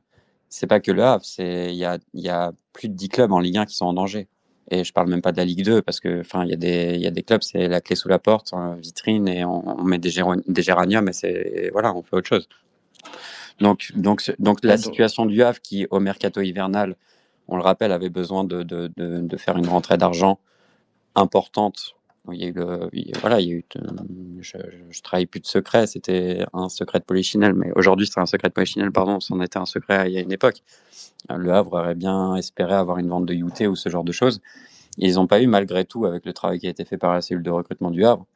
Il y a quand même eu des rentrées d'argent qui ont été faites à coût de 2-3 millions par-ci par-là, avec des joueurs qui ont été vendus.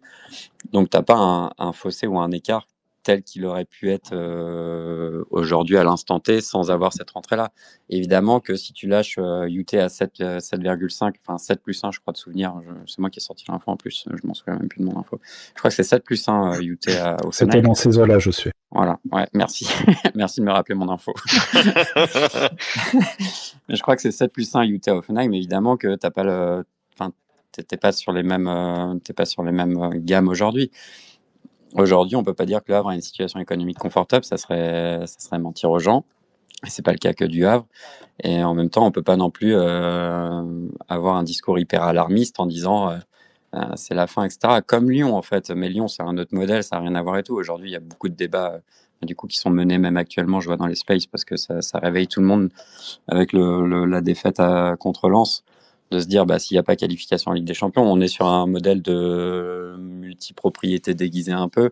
On a déjà vu des mouvements qui ont été faits en mode prêt, on récupère. En fait, la DNCG, le but, c'est une ligne comptable annuelle. Donc une ligne comptable annuelle, il va falloir que juste tu répondes présent sur une ligne comptable en disant voilà mes entrées, voilà mes sorties. Aujourd'hui, Textor, s'il a 2-3 clubs avec qui il peut manœuvrer, envoyer un mec à Botafogo, le faire rentrer 25 millions et compagnie, bah c'est sûr que sa ligne comptable, elle sera beaucoup plus facile à dessiner que le Havre qui est juste dépendant de qu'est-ce que je fais rentrer, c'est quoi ma masse salariale et qu'est-ce que je fais sortir. Donc la fin de mercato estival du Havre, et hivernal du Havre, pardon, c'était destiné à faire sortir des joueurs. Ils ont fait sortir le maximum, tout en gardant, c'est ça l'équation qui est terrible, hein, tout en gardant le maximum de compétitivité parce que t'es engagé dans une course au maintien. Moi, c'est là où j'étais déjà intervenu dans votre space il y a plusieurs mois. Oui.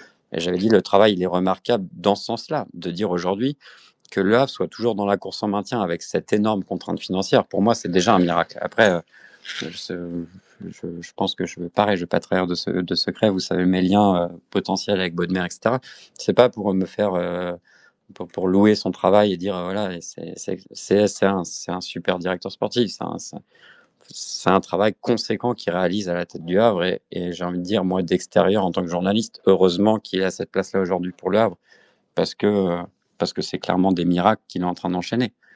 Moi, j'ai jamais, honnêtement, hein, ça fait pas longtemps que je fais ce métier-là, je suis très jeune, je vais donner 0 leçon, mais de ce que je connais et de ce que j'ai vu par le passé, même en tant que supporter quand j'étais jeune, j'ai très peu vu de clubs résister autant à une concurrence de l'élite du football français avec aussi peu de moyens sur autant de temps en fait. Là, on a des clubs historiques de Ligue 1 type Montpellier qui sont en train de se casser la gueule d'une violence absolue. On a eu Bordeaux par le passé, etc., dans des dimensions autres pour d'autres raisons, mais c'est des clubs historiques installés. Le Havre, ça fait clairement 2 ans, 3 ans, pour moi, hein, j'utilise le mot, mais qui font des miracles. Ils te servent un buffet avec 3 cacahuètes et c'est génial. Elles sont bonnes les cacahuètes. Ah ouais, non, mais c'est à louer, c'est à mettre en valeur quand même. Et c'est pas une question de dire je suis dans la défense de quelque chose ou je suis démago, j'en sais rien. Tu pourrais me parler de n'importe quel club qui serait sur cette même dynamique-là, que ce soit européen, français, j'en ai rien à foutre. C'est clairement ce qui est en train de se passer et c'est louable quand même, quoi. Bah écoute, merci Josué, merci d'être intervenu dans le space. C'est le moment de conclure. C'est vrai qu'il a été plus long que d'habitude. Je vous avais teasé sur Twitter une annonce à vous faire. Alors c'est pas une annonce autour du hack, mais c'est une annonce sur le space. Je le disais en tout début d'émission, ça va faire bientôt 3 ans que l'émission a été créée par Romain et moi-même. Et quoi de mieux pour fêter l'événement que de nous réunir chez nous, à la maison, au stade Océane, tous ensemble. Toute l'équipe du Space sera présente, sauf un. Bon, CSC, on pensera fort à toi. Presque toute l'équipe du Space sera présente. C'est ça. Je serai dans le sillage. Toute l'équipe du Space donc sera présente au Havre ce week-end pour la dernière rencontre du championnat et on est en train de vous préparer quelque chose d'énorme. On vous en dit pas plus, mais on vous conseille fortement d'activer les notifications sur le compte du Space pour ne rien rater. Et puis, bien sûr, si vous voulez nous faire un petit coucou sur le parvis ou peu importe, nous dire qu'on est des cons ou qu'on fait du bon taf, nous faire un bisou, nous checker la main, enfin, n'hésitez pas, ça nous ferait super plaisir parce que, pour rappel, on est quasiment tous expats. En toute honnêteté, ça va être mon premier match de la saison à Océane. J'ai fait des déplacements, il y a pas voilà, c'est plus simple pour moi, qui est expat, qui est loin de faire des déplacements. J'ai fait les DEP et là, ça va être mon premier match à Océane, c'est le dernier. Ça aurait été Brest, ça aurait été Angers, on aurait fait la même. Là, pour le coup, c'est tombé sur Marseille. Voilà. Mais en tout cas, on sera tous là. Donc voilà, ça va être une fête énorme et on a vraiment vraiment hâte d'y être et de partager ces moments avec vous. Romain, tu voulais rajouter quelque chose? Oui, c'est vrai. Ouais, c'est vrai parce que la dernière fois qu'on a pu se voir tous ensemble, c'était pour fêter la montée. Gros souvenir. Oui. Et c'est vrai que je voudrais appuyer sur le fait que oui, ça tombe sur le match de l'OM, mais on s'était dit dès le début de saison que ce qui serait bien, c'est qu'on fasse ça ce genre de week-end où on peut se réunir, hein, comme Guillaume l'a dit, on s'est connus sur Twitter et on est tous expats, donc on vient tous d'horizons différents, et donc là on arrive et avec surtout des plannings, des agendas tous différents, et là on arrive à se réunir samedi, donc c'est pour ça on partage notre joie avec vous, et déjà merci de nous suivre, et puis oui, donc on sera tous au Havre samedi et on sera tous surtout au stade Océane pour supporter le hack. Ouais, c'est ça, et puis d'ici avant samedi, ouais, on vous communiquera ce qui s'annonce quand même énorme, hein. Je sais pas les gars, on va rien dire, mais ouais, ça promet, donc voilà, on espère que vous serez derrière nous et ça sera top. Josué. Et juste une Oui. petite info, Clément et Romain acceptent les cadeaux, ils veulent des shorts de rugby. Josué, tu voulais rajouter quelque chose? Non, c'était dans la logique de. Alors, je serai pas là et voilà.